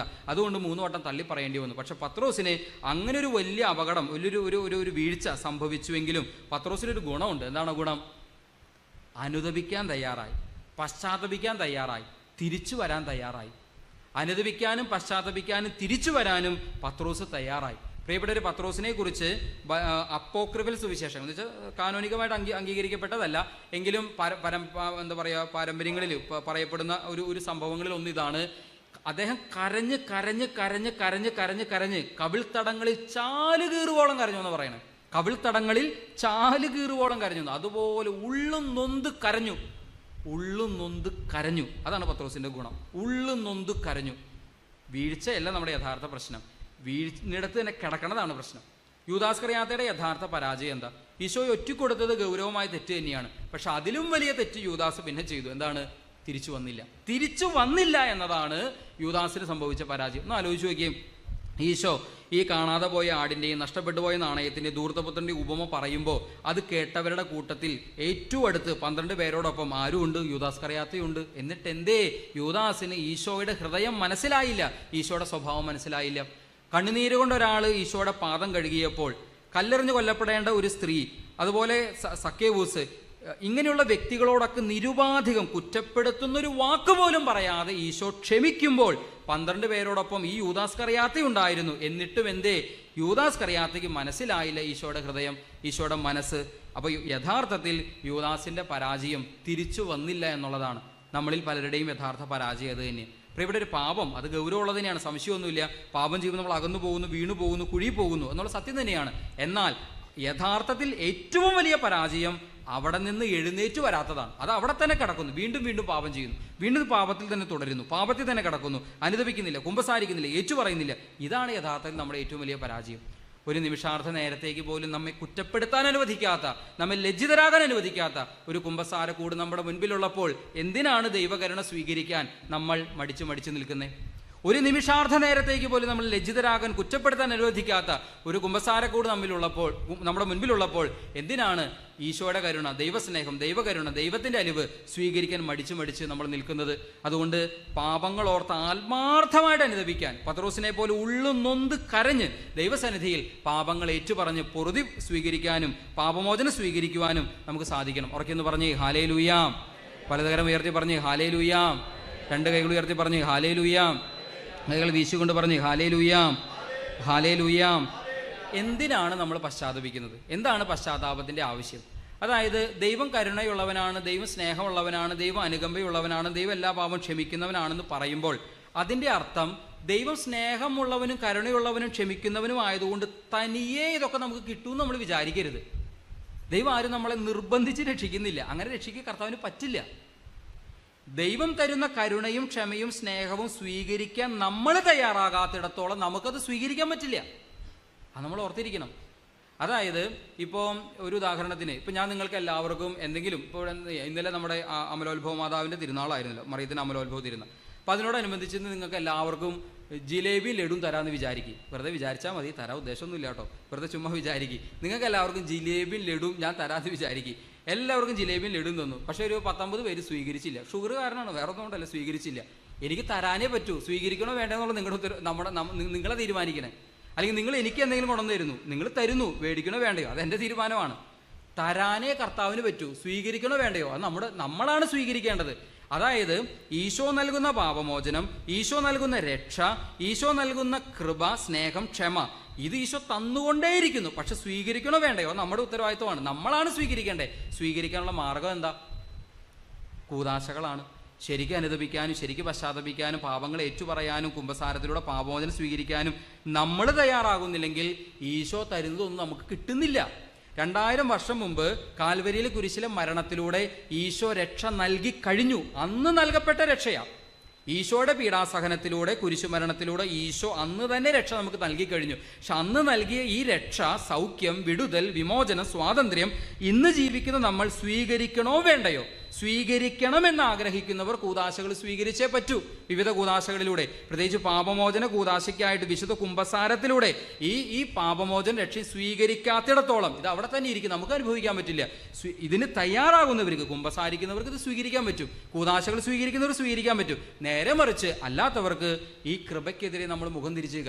അതുകൊണ്ടാണ് അഗസ്തീനോസ് പുണ്യവാളൻ, കത്തോലിക്ക സഭയിലെ ഏറ്റവും വലിയ വിശുദ്ധരിൽ പണ്ഡിതൻ, പണ്ഡിതരിൽ വിശുദ്ധൻ എന്നറിയപ്പെടുന്ന അഗസ്തീനോസ് പുണ്യവാളൻ ഇങ്ങനെ പറയുന്നത്: നിന്നെ കൂടാതെ, നിന്നെ സൃഷ്ടിച്ച നിന്റെ ദൈവത്തിന് നിന്നെ കൂടാതെ നിന്നെ രക്ഷിക്കുക സാധ്യമല്ല. അത് ദൈവത്തിന് നമ്മളെ സൃഷ്ടിക്കാൻ നമ്മൾ അനുവാദം ഒന്നും ചോദിച്ചിട്ടില്ല. നമ്മളോട് ആരെങ്കിലോട് ചോദിച്ചോ, മോനെ സൃഷ്ടിച്ചോട്ടെ, മോളെ സൃഷ്ടിച്ചോട്ടെ എന്ന് ചോദിച്ചിട്ടാണോ നമ്മൾ സൃഷ്ടിച്ചേ? അല്ല, നമ്മുടെ അനുവാദം ഒന്നും കർത്താവിന് വേണ്ട. പക്ഷേ നമ്മളെ രക്ഷിക്കണമെങ്കിൽ നമ്മുടെ അനുവാദം കർത്താവിന് വേണ്ട. എനിക്ക് രക്ഷ വേണ്ട എന്ന് ഞാൻ തീരുമാനിച്ച് എന്നെ രക്ഷിക്കാൻ കർത്താവിന് പറ്റില്ല. കർത്താവ് നമ്മളുടെ മരണനിമിഷം വരെ രക്ഷയുടെ കൈ നീട്ടി നമ്മുടെ അടുത്ത് നിൽക്കും. മരിക്കുന്ന നിമിഷം വരെ രക്ഷയുടെ കരം നീട്ടി നമ്മുടെ അരികിലേക്ക് കർത്താവ് എപ്പോഴും ആ കൈ നീട്ടി നിൽക്കും. പക്ഷെ ആ കൈയിലേക്ക് നമ്മൾ കൈ വെച്ച് കൊടുക്കണം. അല്ലാതെ കർത്താവ് നമ്മുടെ കഴുത്തിന് പിടിച്ച് എന്നാൽ സ്വർഗത്തിൽ പോകുമെന്ന് പറഞ്ഞിട്ട് അങ്ങനെ ഉന്തിത്തള്ളിയൊന്നും കർത്താവ് സ്വർഗത്തിലേക്ക് ഇടില്ല. കർത്താവ് കൈ നീട്ടി തരും. നമ്മുടെ കൈയെടുത്ത് കർത്താവിൻ്റെ കയ്യിലേക്ക് വെച്ചു കൊടുക്കുക, ചേർത്ത് വയ്ക്കുക എന്നുള്ളത് നമ്മുടെ ഉത്തരവാദിത്വമാണ്. അതാണ് കൂദാശകളുടെ സ്വീകരണത്തിലൂടെ നമ്മിൽ സംഭവിക്കേണ്ടത്. അതുകൊണ്ടാണ് പശ്ചാത്താപത്തിൻ്റെ പ്രാധാന്യം അത്ര വലുതാണ് എന്ന് നമ്മൾ മനസ്സിലാക്കേണ്ടത്. ഇനി ബൈബിളിൽ, വിശുദ്ധ ഗ്രന്ഥത്തിൽ പശ്ചാത്താപത്തിൻ്റെ പ്രാധാന്യം മനസ്സിലാക്കാൻ വിശുദ്ധ ഗ്രന്ഥത്തിലേക്ക് നോക്കുമ്പോൾ നമ്മൾ ഏതാനും ചില കാര്യങ്ങൾ ചിന്തിച്ചാൽ മതി. ഒന്ന്, ഈശോയുടെ പരസ്യ ജീവിതത്തിലേക്ക് ഈശോ പ്രവേശിച്ചിട്ട് ഈശോയുടെ ആദ്യത്തെ പ്രസംഗത്തിലെ ആദ്യത്തെ വാചകം എന്തായിരുന്നു? മത്തായിയുടെ സുവിശേഷം 4:17 നമ്മൾ കാണുന്നുണ്ട്. അപ്പോൾ മുതൽ ഈശോ പ്രസംഗിക്കാൻ തുടങ്ങി, മാനസാന്തരപ്പെടുവിൻ, സ്വർഗരാജ്യം സമീപിച്ചിരിക്കുന്നു. മാനസാന്തരപ്പെടുക, പശ്ചാത്തപിക്കുക, അനുതപിക്കുക, എല്ലാവരും അർത്ഥമാണ്. മാനസാന്തരപ്പെടുവിൻ, സ്വർഗരാജ്യം സമീപിച്ചിരിക്കുന്നു. ഈശോയുടെ ആദ്യ പ്രസംഗത്തിലെ ആദ്യ വാചകം. ഇനി ഈശോയ്ക്ക് വഴിയൊരുക്കാൻ വന്ന സ്നാപക യോഹന്നാൻ, അദ്ദേഹത്തിന്റെ ആദ്യ പ്രസംഗത്തിലെ ആദ്യ വാചകം എന്തായിരുന്നു? അത് നമ്മൾ കാണുന്നുണ്ട് മത്തായി 3:1-10 വരെയുള്ള വാക്യങ്ങളിൽ. അക്കാലത്ത് സ്നാപക യോഹന്നാൻ മരുഭൂമിയിൽ വന്ന് പ്രസംഗിച്ചു, മാനസാന്തരപ്പെടുവിൻ, സ്വർഗരാജ്യം സമീപിച്ചിരിക്കുന്നു. മാനസാന്തരപ്പെടുവിൻ, സ്വർഗരാജ്യം സമീപിച്ചിരിക്കുന്നു. സ്വർഗരാജ്യം സമീപിച്ചിരിക്കുകയാണ്, നിങ്ങൾ മാനസാന്തരപ്പെടുക. ആദ്യ പ്രസംഗത്തിലെ ആദ്യ വാചകം. വീണ്ടും നമ്മൾ കാണുന്നു മർക്കോസ് 6:12. ഈശോ ശിഷ്യന്മാരെ മുഴുവൻ 2 പേരായിട്ട് 72 പേരെ പല സ്ഥലത്തേക്ക് അയച്ചു. അവരോട് പോയി പ്രസംഗിക്കാൻ പറഞ്ഞു. അവരുടെ പ്രസംഗത്തിൽ മുഖ്യ പ്രമേയം എന്തായിരുന്നു? നമ്മളത് കാണുന്നുണ്ട് മർക്കോസ് 6:12. ശിഷ്യന്മാർ പുറപ്പെട്ട് ജനങ്ങളോട് അനുതപിക്കണമെന്ന് പ്രസംഗിച്ചു. അനുതപിക്കുക, പശ്ചാത്തപിക്കുക, മാനസാന്തരപ്പെടുക. വീണ്ടും യേശുവിൻ്റെ ഉത്ഥാനത്തിന് ശേഷം ശിഷ്യന്മാർ പരിശുദ്ധാത്മാവും നിറഞ്ഞ അഭിഷേകം പ്രാപിച്ചു കഴിഞ്ഞപ്പോൾ ജനങ്ങളിങ്ങനെ അത്ഭുതപ്പെട്ട് അമ്പരന്നത്, എന്താ ഇവർ കാണിക്കുന്നത് എന്നൊക്കെ മട്ടിലിങ്ങനെ ആളുകൾ ഇങ്ങനെ നിൽക്കുകയാണ്. അപ്പോൾ അവരുടെ മുൻപിൽ ഈ പത്രോസ് എഴുന്നേറ്റുന്നൊരു പ്രസംഗം നടത്തി. പത്രോസ് നടത്തിയ പ്രസംഗം യേശുക്രിസ്തു ഏക സത്യ ദൈവമാണെന്നും യേശുക്രിസ്തുവിലൂടെയാണ് രക്ഷയെന്നുള്ള സത്യമാണ്, ആ ഈശോ മരിച്ചവരിൽ നിന്ന് ഈശോ ഉയർത്തെഴുന്നേറ്റു എന്നുള്ള സത്യമാണ് ഈ പത്രോസ് പ്രഘോഷിച്ചത്. ആ പ്രഘോഷണം കേട്ട് കഴിഞ്ഞപ്പോൾ ഇവർ ഹൃദയം നുറുങ്ങി ചോദിക്കുകയാണ്, ഞങ്ങൾ എന്താ സഹോദരന്മാരെ ചെയ്യേണ്ടത്? ഞങ്ങളുടെ നാഥനെ കൊന്നു, ഞങ്ങളുടെ ക്രിസ്തുവിനെ കൊന്നു, ഞങ്ങൾക്ക് രക്ഷ നൽകുന്നവനെ ഞങ്ങൾ തന്നെ കൊന്നു, ഞങ്ങൾ അതിന് കൂട്ടുനിന്നു, ഞങ്ങൾ തന്നെ വധിച്ചു, ഞങ്ങൾ എന്താ സഹോദരൻ ഇനി ചെയ്യേണ്ടത്? ഹൃദയം നുറുങ്ങിയിട്ട് അവർ ചോദിക്കുകയാണ്, ഞങ്ങൾ എന്താ സഹോദരന്മാർ ഇനി ചെയ്യേണ്ടത്? അതിന് പത്രോസ് കൊടുത്ത ഉത്തരം എന്താ? നിങ്ങൾ പശ്ചാത്തപിക്കുവിൻ. അപ്പോൾ പശ്ചാത്താപം, മാനസാന്തരം അഥവാ അനുതാപം, അഥവാ ഈ പശ്ചാത്താപം, മാനസാന്തരം, അനുതാപം, ഇത് സുവിശേഷത്തിൻ്റെ മുഖ്യപ്രമേയം. കാരണം ഇതില്ലാതെ ഈ ദൈവസ്നേഹം സ്വീകരിക്കാൻ പറ്റില്ല.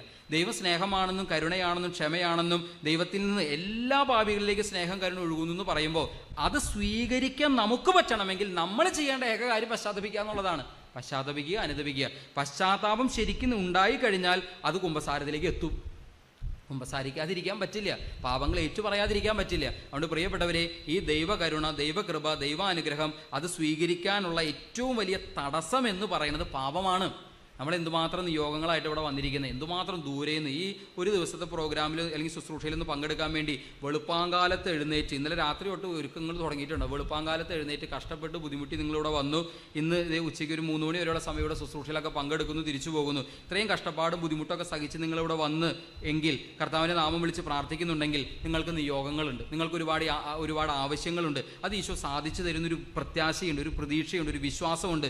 ഇതുവരെ ഇവിടെ വന്ന് പ്രാർത്ഥിച്ചു പോയവർക്കൊക്കെ ഒരുപാട് അനുഗ്രഹങ്ങൾ കിട്ടിയതിൻ്റെ സാക്ഷ്യങ്ങൾ ധാരാളം നമ്മൾ കേട്ടിട്ടുണ്ട്. അതുകൊണ്ട് ആ പ്രത്യാശയോടും വിശ്വാസത്തോടെയാണ് നിങ്ങൾ വന്നിരിക്കുന്നത്. ഉറപ്പായിട്ട് തമ്പുരാൻ അനുഗ്രഹിക്കും, അതിലൊരു സംശയമില്ല. പക്ഷെ തമ്പുരാൻ തരുന്ന ഈ അനുഗ്രഹം സ്വീകരിക്കാൻ നമുക്ക് പറ്റണമെങ്കിൽ നമ്മൾ ചെയ്യേണ്ട കാര്യം, ഈ തടസ്സം, ഈ കൃപ സ്വീകരിക്കാനുള്ള തടസ്സം, പാപം എന്ന തടസ്സം നമ്മൾ എടുത്തു കളയണം. അത് എടുത്തു കളയാനുള്ള മാർഗം പശ്ചാത്തപിക്കുക, ഒരു തുറന്ന കുമ്പസാരം നടത്തുക. റഫേലച്ചനോട് ആവർത്തിച്ച് സന്ദേശമായിട്ട് തന്നെ പറഞ്ഞിരുന്നു. പലരും പലതരത്തിലുള്ള ബന്ധനങ്ങളും കെട്ടുകളും കുരുക്കുകളുമായിട്ടൊക്കെ ഇരിക്കുന്ന ഒരു സന്ദേശം അച്ഛന് കിട്ടിയതിൻ്റെ വെളിച്ചത്തിൽ അച്ഛൻ പല പ്രാവശ്യം കൂടെ പറഞ്ഞിരുന്നു, തുറന്ന കുമ്പസാരം നടത്ത്. ഒരു തുറന്ന കുമ്പസാരത്തിലൂടെ എല്ലാം ഏറ്റുപറഞ്ഞ്, ആത്മാർത്ഥമായ അനുതാപത്തോടെ എല്ലാം ഏറ്റുപറഞ്ഞ് ഈ പാപം എന്ന് പറയുന്ന തടസ്സത്തെ നമുക്ക് നീക്കം ചെയ്യാം. ഉറക്കെ പറഞ്ഞേ hallelujah, hallelujah, hallelujah, hallelujah, hallelujah. ഇനി അടുത്ത ചോദ്യം, എന്താണ് പശ്ചാത്താപം, എന്താണ് അനുതാപം? കത്തോലിക്ക സഭയുടെ മതബോധന ഗ്രന്ഥം 1451 നമ്പറിൽ പറയുന്നതനുസരിച്ച് ആത്മാവിൻ്റെ ദുഃഖവും പാപത്തോടുള്ള വെറുപ്പും ഇനി പാപം ചെയ്യില്ല എന്നുള്ള പ്രതിജ്ഞയുമാണ് പശ്ചാത്താപം. അപ്പോൾ പശ്ചാത്താപത്തിൽ 3 കാര്യങ്ങളുണ്ട്. ഈ 3 കാര്യങ്ങളുണ്ടെങ്കിലേ പശ്ചാത്താപം ആവുള്ളൂ. എന്താണ് 3 കാര്യങ്ങൾ? 1 ആത്മാവിൻ്റെ ദുഃഖം, 2 പാപത്തോടുള്ള വെറുപ്പ്, 3 ഇനി പാപം ചെയ്യില്ല എന്നുള്ള പ്രതിജ്ഞ. 3 കാര്യങ്ങൾ. 1 ആത്മാവിൻ്റെ ദുഃഖം എന്ന് വെച്ച് കഴിഞ്ഞാൽ എൻ്റെ ഹൃദയത്തിലൊരു ദുഃഖം, അതായത് എന്നെ ഇതുപോലെ സ്നേഹിക്കുന്ന എൻ്റെ ഈശോ, എന്നോട് ഇതുപോലെ കരുണ കാണിക്കുന്ന ഈശോ, ഞാൻ എന്തുമാത്രം പാപം ചെയ്ത് കർത്താവിനെ വേദനിപ്പിച്ചാലും, ഞാൻ എന്തുമാത്രം കർത്താവിനെതിരെ ദ്രോഹം ചെയ്താലും, ഇതുപോലെ ഒരു കുരിശ് മരണം, അതിക്രൂരമായ ശിക്ഷകൾ ഏറ്റുവാങ്ങി കുരിശിൽ മരിച്ച അതിനൊക്കെ കാരണക്കാരനായത് എൻ്റെ പാപമാണ് എന്ന് എനിക്ക് ബോധ്യമുള്ളപ്പോഴും, ഇത്രയൊക്കെ ഞാൻ കർത്താവിനെ ദ്രോഹിച്ചിട്ടും വേദനിപ്പിച്ചിട്ടും എന്നോട് ഇതുപോലെ കരുണ കാണിക്കുന്ന കർത്താവ്, ഇതുപോലെ സ്നേഹിക്കുന്ന കർത്താവ്, ഇതുപോലെ അലിവ് കാണിക്കുന്ന കർത്താവ്, അത് ഓർക്കുമ്പോൾ അറിയാതെ ചങ്കിലൊരു പെടച്ചിലാണ്, ഒരു വിങ്ങലുണ്ടാവുകയാണ്. ഈ ദുഃഖം, ആത്മാവിൻ്റെ ദുഃഖം. ഇതാണ് അനുതാപത്തിന് 1-ാമത്തെ കാര്യം. ഇതാണ് അനുതാപത്തിൽ 1-ാമത്തെ കാര്യം. 2-ാമത്തെ എന്താണ്? പാപത്തോടുള്ള വെറുപ്പ്. പാപത്തോട് ഇനി ഉണ്ടാകേണ്ടത് വെറുപ്പാണ്. കുമ്പസാരിക്കാൻ പോകുമ്പോൾ നമ്മുടെ മനസ്സിൽ ഈ പാപങ്ങളോർത്തുള്ള ഈ മനസ്സിൻ്റെ ദുഃഖം മാത്രമല്ല, ഇതുവരെ ഞാൻ ചെയ്ത പാപങ്ങളോട് ഇനി എനിക്കുണ്ടാകേണ്ട വികാരം അറപ്പും വെറുപ്പുമാണ്. ഇതുവരെ ഞാൻ ചെയ്ത പാപങ്ങളോട് ഇനി എനിക്കുണ്ടാകേണ്ട വികാരം അറപ്പും വെറുപ്പുമാണ്. ഒരു ഉദാഹരണം പറയുകയാണെങ്കിൽ, അത്ര നല്ല ഉദാഹരണമല്ല എങ്കിലും നിങ്ങൾക്ക് മനസ്സിലാകാൻ വേറെ മാർഗ്ഗമില്ലാത്തതുകൊണ്ട് ഞാൻ ഒന്ന് പറയാണ്. നിങ്ങൾക്ക് ഏറ്റവും ഇഷ്ടപ്പെട്ട ഒരു ഭക്ഷണം ഒന്ന് മനസ്സിലൊന്ന് കണ്ടേ, എന്ത് വേണമെങ്കിലും ആയിക്കോട്ടെ. തൽക്കാലം ഞാൻ ഒരെണ്ണം പറയാം. ചിക്കൻ ബിരിയാണിയാണെന്ന് വിചാരിക്കും. വീട്ടിൽ എന്തെങ്കിലും ഒരു ഫംഗ്ഷൻ നടത്തിയപ്പോൾ ഇഷ്ടംപോലെ ബിരിയാണിയൊക്കെ വെച്ചു, ഇഷ്ടംപോലെ ബിരിയാണി ആണെങ്കിൽ ബാക്കിയാവുകയും ചെയ്തു. നല്ല ടേസ്റ്റ് ഉണ്ടായിരുന്നു. അതുകൊണ്ട് ബാക്കി വന്നതൊക്കെ മുഴുവൻ പരമാവധി ഭക്ഷണം കഴിച്ചു, പരമാവധി. അങ്ങനെ കഴിച്ച് കഴുത്തൊപ്പമായി. കാരണം അത്ര കൊതിയായതുകൊണ്ട് അത്രയും കഴുത്തൊപ്പമായി. ഇനിയിപ്പോൾ ഒന്ന് അല്പം വളഞ്ഞാൽ വായിന്ന് ചാടും. അതുപോലെ കഴുത്തൊപ്പം കഴിച്ചു വെച്ചിരിക്കുകയാണ്. ആസ്വദിച്ചൊക്കെ കഴിച്ചു. പക്ഷെ കുറച്ച് കഴിഞ്ഞപ്പോൾ ആകപ്പാടെ തിക്കുമുട്ട്, വീർപ്പൂട്ട്, ശ്വാസം മുട്ട്, ഓക്കാനം വന്ന് വാഷ് ബേസിൻ്റെ അവിടേക്ക് ഓടുന്നതിന് മുമ്പ് കുറേ അവിടെ ഛർദ്ദിച്ചു. ബാക്കിയൊക്കെ പോയി വാഷ് ബേസിൽ ഛർദ്ദിച്ചു. വായൊക്കെ കഴുകി വൃത്തിയാക്കി കുറച്ച് കഴിഞ്ഞപ്പോൾ തിരിച്ചു വന്നപ്പോൾ അവിടെ ഛർദ്ദിച്ചത് അവിടെ കിടപ്പുണ്ട്. പരി തിന്നു. ഇപ്പം അതിനോട് തോന്നുന്ന വികാരം എന്താ? അറപ്പും വെറുപ്പുമാണ്. 5 മിനിറ്റ് മുമ്പ് ആസ്വദിച്ച് കഴിച്ച അതേ ബിരിയാണി, അതേ ചിക്കൻ പീസുമാണ് കിടക്കണേ. പക്ഷെ ഇപ്പം എന്താ അതിനോട് തോന്നുന്നേ? അറപ്പും വെറുപ്പുമാണ്. പാപം നമ്മൾ ചെയ്യുമ്പോൾ അതിലൊരു സുഖമൊക്കെ ഉണ്ട്, ശരിയാണ്, പാപത്തിനൊരു സുഖമൊക്കെ ഉണ്ട്. ആസ്വദിച്ച് ചെയ്ത പാപങ്ങളോട് ഇനി എനിക്കുണ്ടാകേണ്ട വികാരം എന്താണ്, അല്ലെങ്കിൽ ചിന്ത എന്താണ്? അറപ്പും വെറുപ്പുമാണ്.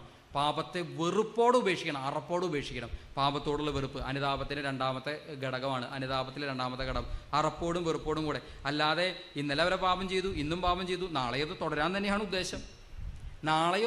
തന്നെയാണ് ഉദ്ദേശമെങ്കിൽ അത് അനുതാപമല്ല, അത് പശ്ചാത്താപമല്ല. അത് അനുതാപമല്ല, പശ്ചാത്താപമല്ല. ഇനി 3-ാമത്തെ കാര്യം, പാപം ഇനി ചെയ്യില്ല എന്നുള്ള തീരുമാനം, ദൃഢ പ്രതിജ്ഞ. ഇതും കൂടെ ചേരുമ്പോഴേ അനുതാപം ആകൂ. ഇനി പാപം ചെയ്യില്ല കർത്താവേ, ഇന്ന് വരെ ഈ നിമിഷം വരെ ഇതൊക്കെ പറ്റിപ്പോയി, എന്നോട് ക്ഷമിക്കണ കർത്താവേ, ഞാൻ നിന്നിൽ ആശ്രയിക്കുന്നു, പരിപൂർണമായി ആശ്രയിക്കുന്നു, ഇനി ചെയ്യില്ല കർത്താവേ. പലപ്പോഴും നമ്മൾ ഈ കുമ്പസാരം, ശരിയാണ്, വിശുദ്ധ കുമ്പസാരത്തിലൂടെ പൊറുക്കപ്പെടാത്തൊരു പാപവുമില്ല. അനുദപിച്ച് ഏറ്റു പറഞ്ഞു കഴിഞ്ഞാൽ ഏത് പാപവും പൊറുക്കപ്പെടും. അപ്പോൾ നമ്മൾ ചിലരിങ്ങനെ വിചാരിക്കും, എന്നാൽ പിന്നെ കുമ്പസാരിക്കുക, വീണ്ടും പോയി പാപം ചെയ്യുക, വീണ്ടും കുമ്പസാരിക്കുക, വീണ്ടും പോയി പാപം ചെയ്യുക, വീണ്ടും കുമ്പസാരിക്കുക, വീണ്ടും പോയി പാപം ചെയ്യുക. കുഴപ്പമില്ല, കുമ്പസാരം നമുക്ക് സിമ്പിളായിട്ട് നടത്താമല്ലോ. അങ്ങനെ ചെയ്താൽ എന്താ കുഴപ്പം? ശരിയാണ്, കുമ്പസാരിച്ച പാപമോചനം കിട്ടും, അനുതപിച്ച് ഏറ്റുപറഞ്ഞ പാപമോചനം കിട്ടും. പക്ഷേ കുമ്പസാരിക്കാലോ എന്ന് വിചാരിച്ച ഒരാൾ പാപം ചെയ്താൽ ഈ അനുതാപം എന്ന് പറയുന്ന സംഗതി ചിലപ്പോൾ ഉണ്ടാവില്ല. പിന്നെ വലിയ ബുദ്ധിമുട്ട് അനുതാപം ഉണ്ടാവാൻ. പാപമോചനത്തിന് ഒരു എസെൻഷ്യൽ എലമെന്റ്, ഏറ്റവും പ്രധാന ഘടകം അനുതാപമാണ്, അഥവാ പശ്ചാത്താപമാണ്. അതുകൊണ്ട് ഈ കുമ്പസാരിക്കാലോ എന്ന് വിചാരിച്ച് പാപം ചെയ്യുകയും അത് ആവർത്തിക്കുകയും അത് തുടരുകയും, കുമ്പസാരിച്ചു പാപമോചനം കിട്ടി വീണ്ടും പോയി പാപം അങ്ങനെ ചെയ്താലുള്ളൊരു പ്രശ്നം ഇതാണ്, കുറച്ച് കഴിഞ്ഞാൽ പിന്നെ അനുതാപം ഇല്ലാത്തൊരവസ്ഥയിലേക്ക് പതുക്കെ പതുക്കെ വരും. പിന്നെ പശ്ചാത്തപിക്കാൻ പറ്റാതെ വരും. ആത്മാവിൻ്റെ പ്രേരണകൾ ഉൾക്കൊള്ളാൻ പറ്റാത്തൊരവസ്ഥയിലേക്ക്, ഹൃദയം കഠിനമാകുന്നൊരവസ്ഥയിലേക്ക് വരും. ഹൃദയം കഠിനമാകുന്നൊരവസ്ഥയിലേക്ക് അത് ദൈവം പോലും നിസ്സഹായനായി പോകും നമ്മുടെ മുൻപിൽ. നമുക്ക് ദൈവത്തിന് നമ്മളെ സഹായിക്കാൻ പറ്റാത്ത അവസ്ഥയിലേക്ക് വരും. അതാണ് കുമ്പസാരിക്കാലോ എന്ന് വിചാരിച്ച് പാപം ചെയ്താലുള്ള കുഴപ്പം. അതുപോലെ തന്നെ വേറൊരു പ്രധാനപ്പെട്ട പ്രശ്നം എന്ന് പറയുന്നത്, കുമ്പസാരത്തിലൂടെ നമുക്ക് പാപമോചനമാണ് കിട്ടുന്നത്, എന്നാൽ പാപമുണ്ടാക്കിയ ക്രമരാഹിത്യങ്ങൾ പരിഹരിക്കപ്പെടുന്നില്ല.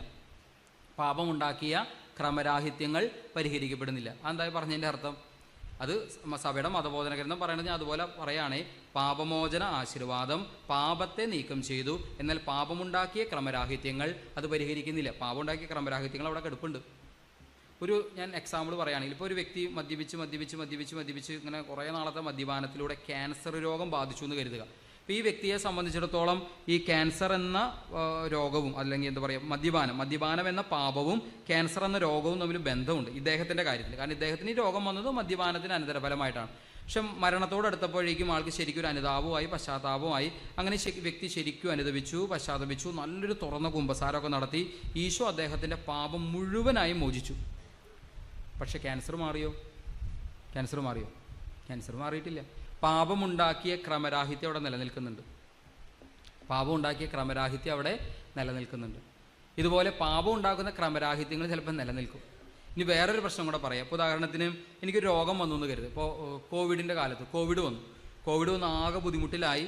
ഞാൻ ഡോക്ടറെ പോയി കണ്ടു, അഡ്മിറ്റായി, ഒരു 2 ആഴ്ച അവിടെ കിടന്നു. ഡോക്ടർ ചികിത്സയൊക്കെ നടത്തി, അങ്ങനെ ട്രീറ്റ്മെൻറ്റൊക്കെ കഴിഞ്ഞ് ഞാൻ സൗഖ്യപ്പെട്ടു, തിരിച്ചു വന്നപ്പോൾ ഞാൻ അങ്ങനെ ചിന്തിക്കുകയാണ്, അതായത് എൻ്റെ ഇഷ്ടംപോലെ കാശുണ്ട്, ചികിത്സിക്കാൻ ഡോക്ടർമാരുണ്ട്, പിന്നെ ആസ്പത്രിയിൽ സൗകര്യമുണ്ട്, അതുകൊണ്ട് കോവിഡ് വന്നാൽ ഇനി കുഴപ്പമുള്ള കാര്യമല്ല.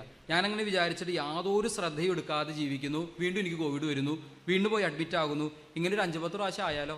5-10 പ്രാവശ്യം ആവേണ്ടി വരില്ല. അതിന് മുമ്പ് ഏകദേശ കാര്യങ്ങൾക്ക് തീരുമാനം എന്ന് വെച്ചാൽ നമ്മുടെ ആരോഗ്യം അതിലൂടെ, അതായത് ഈ ചികിത്സിച്ച് നമ്മുടെ നിലവിലുള്ള രോഗം മാറ്റിയെങ്കിലും ഈ രോഗത്തിൻ്റെ ഫലമായി വന്ന നഷ്ടപ്പെട്ടു പോയൊരു ആരോഗ്യമുണ്ട്. ഈ നഷ്ടപ്പെട്ടു പോയ ആരോഗ്യം വീണ്ടെടുക്കാൻ എത്ര നാളെടുക്കും?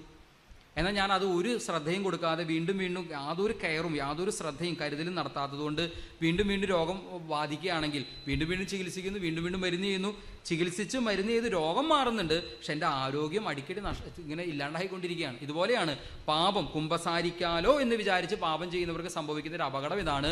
കുമ്പസാരത്തിലൂടെ പാപമോചനം കിട്ടുന്നുള്ള സത്യമാണ്, പക്ഷെ ആത്മീയ ആരോഗ്യം വീണ്ടെടുക്കാൻ ശരിക്കും കഷ്ടപ്പെടേണ്ടി വരും. ആത്മീയ ആരോഗ്യം വീണ്ടെടുക്കാൻ എന്ന് വെച്ചാൽ അതുപോലെ പ്രാർത്ഥനയും പരിഹാരവും പരിത്യാഗവും അതുപോലെ ഉപവാസവും ദാനധർമ്മങ്ങളും കാരുണ്യപ്രവർത്തികളും അതുപോലെ ചെയ്തിട്ട് വേണം പിന്നെ ആ പഴയ ആരോഗ്യത്തിലേക്ക് ആത്മീയ ആരോഗ്യത്തിലേക്ക് തിരിച്ചു വരാൻ. ഉറക്കെ പറഞ്ഞേ ഹല്ലേലൂയ, ഉറക്കെ പറഞ്ഞേ ഹല്ലേലൂയ, വലതകരം ഉയർത്തി പറഞ്ഞേ ഹല്ലേലൂയ, ഹല്ലേലൂയ, ഹല്ലേലൂയ.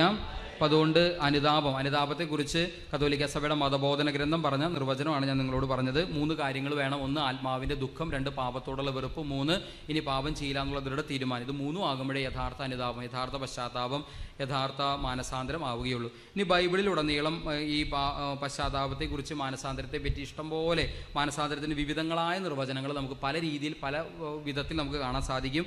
ഏതാനും ചിലത് പെട്ടെന്നൊന്ന് പറയാം. 1, കർത്താവിലേക്ക് തിരിയുന്നതാണ് മാനസാന്തരം. കർത്താവിലേക്ക് ഒരു യൂ-ടേൺ എടുക്കുക. അതായത് നമ്മൾ ഈ ഈശോയിൽ നിന്ന് പാപം ചെയ്യുമ്പോൾ ഈശോ അകന്നകന്ന് പോവാണ്. എന്തോരം പാപിച്ച് അത്ര അകന്നകന്ന് പോകുന്നു. ഇങ്ങനെ അകന്നകന്ന് പോയ വ്യക്തി ഒരു യൂ-ടേൺ എടുക്കുകയാണ്. കർത്താവിലേക്ക് തിരിച്ചു വരാൻ, കർത്താവിലേക്ക് ഒരു യൂ-ടേൺ എടുത്ത് തിരിച്ചു വരാണ്. അപ്പോൾ കർത്താവിലേക്ക് തിരിച്ചു നടക്കലാണ് മാനസാന്തരം. അതാണ് നമ്മൾ യെശയ്യാ പ്രവാചകന്റെ പുസ്തകം 45-ാം അധ്യായം 22-ാം വാക്യത്തിൽ കാണുന്നു, ഭൂമിയുടെ അതിർത്തികളെ എന്നിലേക്ക് തിരിഞ്ഞ് രക്ഷ പ്രാപിക്കുക. ഭൂമിയുടെ അതിർത്തികളെ എന്നിലേക്ക് തിരിഞ്ഞ് രക്ഷ പ്രാപിക്കുക. വീണ്ടും അപ്പസ്തോല പ്രവർത്തനം 14-15 കാണുന്നു, വ്യർത്ഥമായ ഈ രീതികളിൽ നിന്ന് ജീവിക്കുന്ന ദൈവത്തിലേക്ക് നിങ്ങൾ പിന്തിരിയണം. വ്യർത്ഥമായ ഈ രീതികളിൽ നിന്ന് ജീവിക്കുന്ന ദൈവത്തിലേക്ക് നിങ്ങൾ തിരിയണം. അപ്പോൾ കർത്താവിലേക്ക് തിരിയുന്നതാണ് മാനസാന്തരം. യൂ-ടേൺ എടുക്കലാണ് മാനസാന്തരം എന്ന് പറയുന്നത്. ഇനി അത് എന്ന് സംഭവിക്കണം? ഇന്ന്, ഇപ്പോൾ, ഈ നിമിഷം. നാളെയല്ല, മറ്റന്നാളല്ല, ഒരാഴ്ച കഴിഞ്ഞിട്ടല്ല, ഒരു വർഷം കഴിഞ്ഞിട്ടല്ല, ഇന്ന്, ഇപ്പോൾ, ഈ നിമിഷം സംഭവിക്കേണ്ടത്. അതാണ് പ്രഭാഷകൻ 5:7 പറയുന്നത്. കർത്താവിലേക്ക് തിരിയാൻ വൈകരുത്, നാളെ നാളെ എന്ന് നീട്ടിവെക്കരുത്. കർത്താവിലേക്ക് തിരിയാൻ വൈകരുത്, നാളെ നാളെ എന്ന് നീട്ടിവെക്കരുത്. ഇനി രണ്ടാമതായി മാനസാന്തരത്തിന്, പശ്ചാത്താപത്തിന് ബൈബിൾ നൽകുന്ന ഒരു നിർവചനം ഇതാണ്. ക്രിസ്തുവിൽ ഒരു പുതിയ സൃഷ്ടിയാവുന്നതാണ് മാനസാന്തരം. ക്രിസ്തുവിലൊരു പുതിയ സൃഷ്ടി. 2 കൊരിന്തോസ് 5:17 നമ്മൾ കാണുന്നു, ക്രിസ്തുവിൽ ആയിരിക്കുന്നവൻ പുതിയ സൃഷ്ടിയാണ്. ക്രിസ്തുവിൽ ആയിരിക്കുക, ക്രിസ്തുവിനോട് ചേർന്ന്, ക്രിസ്തുവിനൊപ്പം, ക്രിസ്തുവിനോട് ചേർന്ന്. നമ്മൾ എന്തിനോട് ചേർന്നിരിക്കുന്ന അതിൻ്റെ സ്വഭാവം നമുക്ക് കിട്ടും. നമ്മൾ എന്തിനോട് ചേർന്നിരിക്കുന്നു അതിൻ്റെ സ്വഭാവം നമുക്ക് കിട്ടും. ക്രിസ്തുവിനോട് ചേർന്നിരുന്നാൽ ക്രിസ്തുവിൻ്റെ സ്വഭാവം നമുക്ക് കിട്ടും. ഒരു കരിക്കട്ട, അല്ലെങ്കിൽ എന്താ പറയുക, ഒരു കൽക്കരി, ഇത് വെറും ഒരു കരിക്കട്ടയാണ്. പക്ഷേ ആ സംഗതി തീയിലേക്ക് ഇട്ട് കഴിഞ്ഞാലോ തീയുടെ സ്വഭാവം മുഴുവൻ കരിക്കട്ടയ്ക്ക് ലഭിക്കുകയാണ്. എന്ന് വെച്ച് കഴിഞ്ഞാൽ അതിന് തീയുടെ ചൂടും, തീയുടെ പ്രകാശം, തീയുടേതായ അഗ്നിയുടെ എല്ലാ ഗുണങ്ങളും കിട്ടി. അല്ലെങ്കിൽ ഒരു ഇരുമ്പ് തണ്ട് അഗ്നിയിലേക്ക് ചേർത്ത് വെച്ച കുറേ കഴിയുമ്പോൾ ഈ അഗ്നിയുടെ ചൂടും പ്രകാശമൊക്കെ ആഗിരണം ചെയ്ത് അഗ്നിദണ്ഡായിട്ട് മാറും. ഇരുമ്പ് തണ്ട് അഗ്നിദണ്ഡായിട്ട് മാറും. എന്നതുപോലെ ഞാൻ യേശുവിനോട് ചേർന്നിരിക്കുക, ക്രിസ്തുവിൽ പുതിയ സൃഷ്ടിയായിട്ട് മാറുക, ക്രിസ്തുവിൻ്റെ സ്വഭാവങ്ങളെ സ്വാംശീകരിക്കുക. ക്രിസ്തുവിൻ്റെ സ്വഭാവം എന്ന് പറഞ്ഞാൽ എന്താ? പരിശുദ്ധാത്മാവിൻ്റെ ഫലങ്ങളെയാണ് ദൈവത്തിൻ്റെ സ്വഭാവമായിട്ട് സാധാരണ പറയുക. പരിശുദ്ധാത്മാവിൻ്റെ ഫലങ്ങൾ ഏതൊക്കെയാണ്? സ്നേഹം, സന്തോഷം, സമാധാനം, ക്ഷമ, കാരുണ്യം, നന്മ, ദീർഘശാന്തത, ആർദ്രത, വിശ്വസ്തത, വിനയം, സംയമനം, ശുദ്ധത. പരിശുദ്ധാത്മാവിൻ്റെ ഫലങ്ങൾ. ഈ ഫലങ്ങളുള്ള വ്യക്തിയായിട്ട് മാറുക, ക്രിസ്തുവിലൊരു പുതിയ സൃഷ്ടിയാവുക എന്നതാണ് മാനസാന്തരം. റോമ 13:14 കർത്താവായ ക്രിസ്തുവിനെ ധരിക്കുവിൻ. ക്രിസ്തുവിനെ ധരിക്കും. ഞാനിപ്പോൾ ഒരു വസ്ത്രം, ഷർട്ട് ധരിച്ചു, അല്ലെങ്കിൽ ഒരു വസ്ത്രം ധരിച്ചു, ലോവ ധരിച്ചു എന്നതുപോലെ ക്രിസ്തുവിനെ ധരിക്കുക എന്ന് വെച്ചാൽ ക്രിസ്തുവിൻ്റെ സ്വഭാവം കൊണ്ട് നിറയുക. വീണ്ടും എഫേസസ് 4:24 യഥാർത്ഥമായ വിശുദ്ധിയിലും നീതിയിലും ദൈവത്തിൻ്റെ സാദൃശ്യത്തിൽ സൃഷ്ടിക്കപ്പെട്ട പുതിയ മനുഷ്യനെ, അതായത് ക്രിസ്തുവിനെ ധരിക്കുക, യേശുവിനെ ധരിക്കുക, യേശുവിൻ്റെ സ്വഭാവ പ്രത്യേകതകളുള്ളവരായിട്ട് മാറുക. അതാണ് മാനസാന്തരത്തിന് നിർവചനമായിട്ട് ബൈബിൾ പറയുന്ന മറ്റൊരു നിർവചനം. ഇനി മൂന്നാമതായിട്ടൊരു നിർവചനം നമ്മൾ കാണുന്നു. ഉന്നതത്തിലുള്ളവയെ ശ്രദ്ധിക്കുന്നതാണ് മാനസാന്തരം. അതായത് സ്വർഗത്തെ പറ്റിയുള്ള ചിന്ത. എപ്പോഴും സ്വർഗം കൺമുൻപിൽ കണ്ട് ജീവിക്കാൻ സാധിക്കണം. സ്വർഗം അതൊരു യാഥാർത്ഥ്യമാണെന്നും നിത്യസ്വർഗവും നിത്യനരകവും യാഥാർത്ഥ്യമാണെന്നും സ്വർഗം ഒരു സ്വപ്നമായി, ലക്ഷ്യമായി കൺമുൻപിൽ വേണം. ഇപ്പം നിങ്ങൾക്ക് പലർക്കും പല നിയോഗങ്ങളോടെ വന്നവരാണ്. ചിലർക്ക് ചിലപ്പോൾ ഒരു ജോലി ആയിരിക്കാം ഒരു സ്വപ്നമായിട്ടുള്ളത്, അല്ലെങ്കിൽ ഒരു നിയോഗമായിട്ടുള്ളത്, അല്ലെങ്കിൽ വിദേശ യാത്രയ്ക്ക് പോകണം, അല്ലെങ്കിൽ ഈ വിദേശത്തൊരു ജോലി കിട്ടണം, വിദേശത്ത് പഠിക്കണം, അങ്ങനെ ഓരോ സ്വപ്നങ്ങളുണ്ട്, ഒരു ഡ്രീമുണ്ട്. എന്നാൽ നമ്മുടെ മുൻപിൽ എപ്പോഴും ഉണ്ടായിരിക്കുന്ന ഡ്രീം എന്താണ്? സ്വപ്നം എന്താണ്? സ്വർഗ്ഗമാണ്. സ്വർഗത്തിൽ പോകണം. ഈ ഭൂമിയിൽ എത്ര നാൾ ജീവിക്കും നമ്മൾ? എന്തൊക്കെ നേടിയാൽ ഈ ഭൂമിയിൽ എത്ര നാൾ ജീവിക്കും? ഈ ഏറ്റവും നന്നായി പഠിച്ചു, ഏറ്റവും നന്നായി പരീക്ഷ പാസ്സായി, ഏറ്റവും നല്ല ജോലി കിട്ടി, ഏറ്റവും വികസിതമായ ഒരു രാജ്യത്തേക്ക് പോയി, ഇപ്പോൾ അമേരിക്കയിൽ പോയി, അല്ലെങ്കിൽ യൂറോപ്പിൽ എവിടേക്കെങ്കിലും പോയി, എന്നിട്ട് ഒരു മാസം ഒരു 50 ലക്ഷം രൂപ ശമ്പളമുണ്ട്, ഒരു മാസം 50 ലക്ഷം സാലറി ഉണ്ട്, അങ്ങനത്തെ ഒരു ജോലി കിട്ടി. ആയിക്കോട്ടെ, ഇതൊക്കെ കിട്ടി. എത്ര നാളത്തേക്കാണ്? എത്ര നാൾ ജീവിക്കുക ഈ ഭൂമിയിൽ? എന്തൊക്കെ സമ്പാദിച്ചാലും പരമാവധി ഒരു 100 വർഷം, അതിൽ കൂടുതൽ പോവോ? പലരുടെ ഇരിപ്പ് കണ്ട ഒരു 1000 വർഷം ജീവിക്കാനുള്ള ആഗ്രഹത്തോടെ ആയിരിക്കും. ആഗ്രഹമൊക്കെ കൊള്ളാം, പക്ഷേ നമുക്ക് പരമാവധി എത്ര വർഷം പോകാൻ പറ്റും? ഒരു 100 വർഷത്തേക്ക് അപ്പുറത്തേക്കൊന്നും സാധ്യതയില്ലെന്ന് നമുക്ക് എല്ലാവർക്കും അറിയാം. എന്നാൽ നിത്യമായി നീളുന്നൊരു ജീവിതമുണ്ട് സ്വർഗം. അത് നിത്യമാണ്, എന്നത്തേക്കുള്ളതാണ്, എല്ലാ കാലത്തേക്കുള്ളതാണ്. 10, 100, 1000, 50,000 വർഷത്തേക്കല്ല. നിത്യമായ സ്വർഗം, കൺമുൻപിൽ സ്വർഗം കണ്ട് ജീവിക്കാൻ സാധിക്കട്ടെ. അങ്ങനെ ജീവിക്കലാണ് മാനസാന്തരം എന്ന്. അതാണ് കൊളോസസ് 3:2 കാണുന്നത്. ഭൂമിയിലുള്ള വസ്തുക്കളിലല്ല, പ്രത്യുത ഉന്നതത്തിലുള്ളവയിൽ ശ്രദ്ധിക്കുവിൻ. അതിനോട് ചേർന്ന് പോകുന്ന മറ്റൊരു നിർവചനമാണ് സ്വർഗത്തിൽ നിക്ഷേപം കരുതി വെക്കുന്നതാണ് മാനസാന്തരം. സ്വർഗത്തിൽ നിക്ഷേപം കരുതി വെക്കുക. മത്തായി 6:19 ഭൂമിയിൽ നിക്ഷേപം കരുതി വെക്കരുത്, തുരുമ്പും കീടങ്ങളും അത് നശിപ്പിക്കും, കള്ളന്മാർ അത് അപഹരിച്ചേക്കാം. എന്നാൽ സ്വർഗത്തിൽ നിങ്ങൾക്കായി നിക്ഷേപം കരുതി വെക്കുവിൻ, തുരുമ്പും കീടങ്ങളും നശിപ്പിക്കുകയില്ല, കള്ളന്മാർ അപഹരിക്കുകയില്ല. സ്വർഗത്തിൽ നിക്ഷേപം. സ്വർഗത്തിൽ എങ്ങനെ നിക്ഷേപം? അതായത് നമ്മളിപ്പോൾ ഒരു നല്ല ജോലി കിട്ടി, ഒരു 50,000 രൂപ ശമ്പളം ഉണ്ടെന്ന് കരുതുക. നമ്മളൊരു 20,000 രൂപയ്ക്കോ 30,000 രൂപയ്ക്കോ ഒരു മാസം ചിലവാക്കുന്നുള്ളൂ. ബാക്കി ഒരു 20,000 രൂപ നമ്മൾ സേവ് ചെയ്യുന്നു. ഓരോ മാസം ഒരു നമ്മുടെ ശമ്പളത്തിൻ്റെ ഒരു 10%, 20%, 30% ബാങ്കിൽ ഡെപ്പോസിറ്റ് ചെയ്യുന്നു, അല്ലെങ്കിൽ സ്വർണ്ണം വാങ്ങി സൂക്ഷിക്കുന്നു, അല്ലെങ്കിൽ പറമ്പ് മേടിക്കുന്നു. ഇങ്ങനെ നമ്മൾ നിക്ഷേപം നമ്മൾ ഉണ്ടാക്കുകയാണ്. എന്നാൽ ഭാവിക്ക് വേണ്ടിയിട്ടാണ്. നല്ല കാര്യം ചെയ്തോ, തെറ്റൊന്നുമില്ല, നല്ല കാര്യം. അത് ഭാവിക്ക് വേണ്ടി കരുതി വെക്കുന്നത് തെറ്റൊന്നുമല്ല. ഭാവിക്ക് വേണ്ടി കരുതി വെക്കുക നമ്മൾ കാണിക്കുന്ന ഈ ഉത്സാഹം. എന്താണ് ഈ ഭാവി എന്ന് പറയണത്? ഞാനൊരു 55 വയസ്സ് വരെ ജോലി ചെയ്യാമെന്ന് കരുതുക, അല്ലെങ്കിൽ ഒരു 60 വയസ്സ് വരെ ജോലി ചെയ്യാമെന്ന് കരുതുക. ഈ ഇത്രയും നാൾ ജോലി ചെയ്തിട്ട് പിന്നീടുള്ളൊരു 30 വർഷത്തേക്കോ 40 വർഷത്തേക്കോ വേണ്ടി കരുതി വെക്കുന്നു. കരുതി വെച്ചോ, കുഴപ്പമില്ല. അല്ലെങ്കിൽ എൻ്റെ മക്കൾക്ക് വേണ്ടി കരുതി വെക്കുന്നു, അവരുടെ മക്കൾക്ക് വേണ്ടി കരുതി വെക്കുന്നു. കരുതി വെച്ചോ, കുഴപ്പമില്ല, നല്ല കാര്യം തന്നെ. എന്നാൽ എന്നും നീളുന്ന ജീവിതത്തിന് വേണ്ടി, നിത്യമായ ജീവിതത്തിന് വേണ്ടി, സ്വർഗ ജീവിതത്തിന് വേണ്ടി ഒന്നും ഒരു നിക്ഷേപം പോലും കരുതി വെച്ചില്ലെങ്കിൽ എന്നോളം വിഡ്ഢി, എന്നോളം മൂഢതയുള്ള ആരുണ്ടാവും ഈ ലോകത്ത്? ഒരു 30-40 വർഷത്തേക്ക് വേണ്ടി ഞാൻ ഇത്രയും കഷ്ടപ്പെട്ട് കരുതി വെക്കുമ്പോൾ നിത്യമായ ജീവിതത്തിന് വേണ്ടി, സ്വർഗത്തിന് വേണ്ടി ഞാൻ എന്ത് കരുതി വെച്ചു? എൻ്റെ ദാനധർമ്മങ്ങളാലും കാരുണ്യ പ്രവർത്തികളാലും പരോപകാര പ്രവർത്തികളാലും എനിക്ക് എന്ത് നിക്ഷേപം സ്വർഗത്തിൽ കരുതി വയ്ക്കാൻ സാധിച്ചു? വളരെ ഗൗരവമായിട്ട് ചിന്തിക്കേണ്ട വിഷയമല്ലേ? സ്വർഗം നമ്മുടെ ധ്യാന വിഷയമാകണം. ഒരിക്കലും നമ്മളെല്ലാവരും അങ്ങോട്ട് പോകാനുള്ളവരാണ്, പോകണം. അപ്പം അതിനുവേണ്ടി സ്വർഗത്തിൽ നിക്ഷേപം കരുതി വയ്ക്കാൻ നമുക്ക് സാധിക്കണം. നമുക്ക് എഴുന്നേറ്റ് നിൽക്കാം. പ്രിയപ്പെട്ടവരെയും, നമ്മൾ ക്രിസ്മസിനായിട്ട് ഒരുങ്ങാണ്. ഇനിയൊരു എന്താ പറയുക, ഒരു 10-15 ദിവസമാണ് നമ്മുടെ മുന്നിൽ, 16 ദിവസമാണ് ക്രിസ്മസിനായിട്ട് നമ്മുടെ മുൻപിലുള്ളത്. ഈ 15 ദിവസം കൊണ്ട് നമുക്ക് നല്ലപോലെ ഒരുങ്ങാം. ഇപ്പോൾ ക്രിസ്മസിന് വേണ്ടി എങ്ങനെ ഒരുങ്ങാം? നല്ല ഒന്നാന്തരം ഈ നമ്മുടെ ഇടവകയിലേക്ക് വെച്ച് ഏറ്റവും വലിയൊരു പുൽക്കൂട് നമ്മുടെ വീട്ടിൽ പണിതതുകൊണ്ട് ഈശോ അവിടെ വന്ന് ജനിക്കുമോ? നമ്മുടെ ഇടവകയിലേക്ക് വെച്ച് ഏറ്റവും വലിയൊരു നക്ഷത്രം നമ്മുടെ വീട്ടിൽ നമ്മൾ മരത്തിൽ തൂക്കിയതുകൊണ്ടോ, അല്ലെങ്കിൽ ആ പറമ്പ് മുഴുവൻ നക്ഷത്രം തൂക്കിയതുകൊണ്ടോ, ഇലുമിനേഷൻ നടത്തിയതുകൊണ്ടോ ഈശോ അവിടെ ഒന്ന് ജനിക്കുമോ? ഇതൊക്കെ ചെയ്തോ നല്ല കാര്യങ്ങൾ, ഇതൊക്കെ അടയാളങ്ങളാണ്. പക്ഷെ അത് ചെയ്തുകൊണ്ട് മാത്രം ഈശോ ജനിക്കാൻ പോകുന്നില്ല. ഈശോ ജനിക്കാൻ എന്താ മാർഗം? ഹൃദയമാണ് ഒരുക്കേണ്ടത്. ഹൃദയം എങ്ങനെ ഒരുക്കേണ്ടത്? പശ്ചാത്താപം, മാനസാന്തര അനുതാപം. ശരിക്കും നമ്മുടെ ജീവിതത്തിൽ സംഭവിച്ചു പോയ കാര്യങ്ങൾ, വീഴ്ചകൾ, കുറവുകൾ, പോരായ്മകൾ ഓർത്ത് ആത്മാർത്ഥമായിട്ട് അനുദപിക്കുക, ആത്മാർത്ഥമായിട്ട് പശ്ചാത്തപിക്കുക, തുറന്നൊരു കുമ്പസാരം നടത്തുക, എല്ലാം ഏറ്റുപറഞ്ഞ് ഹൃദയത്തെ വിശുദ്ധീകരിക്കുക. അങ്ങനെ ഹൃദയത്തെ ഒരുക്കുക നല്ലൊരു ക്രിസ്മസിന് വേണ്ടിയിട്ട്. ഈ ഒരു കൃപയ്ക്ക് വേണ്ടി പാപബോധം ലഭിക്കാൻ, പശ്ചാത്താപം ലഭിക്കാൻ, പരിശുദ്ധാത്മാവിൻ്റെ അഭിഷേകം ലഭിക്കാൻ, അങ്ങനെ ഹൃദയം ഒരുങ്ങാൻ, നല്ലൊരു കുമ്പസാരം നടത്താനുള്ള അഭിഷേകം കൃപയ്ക്കും വേണ്ടി ആഗ്രഹിച്ച് കണ്ണുകൾ അടച്ച്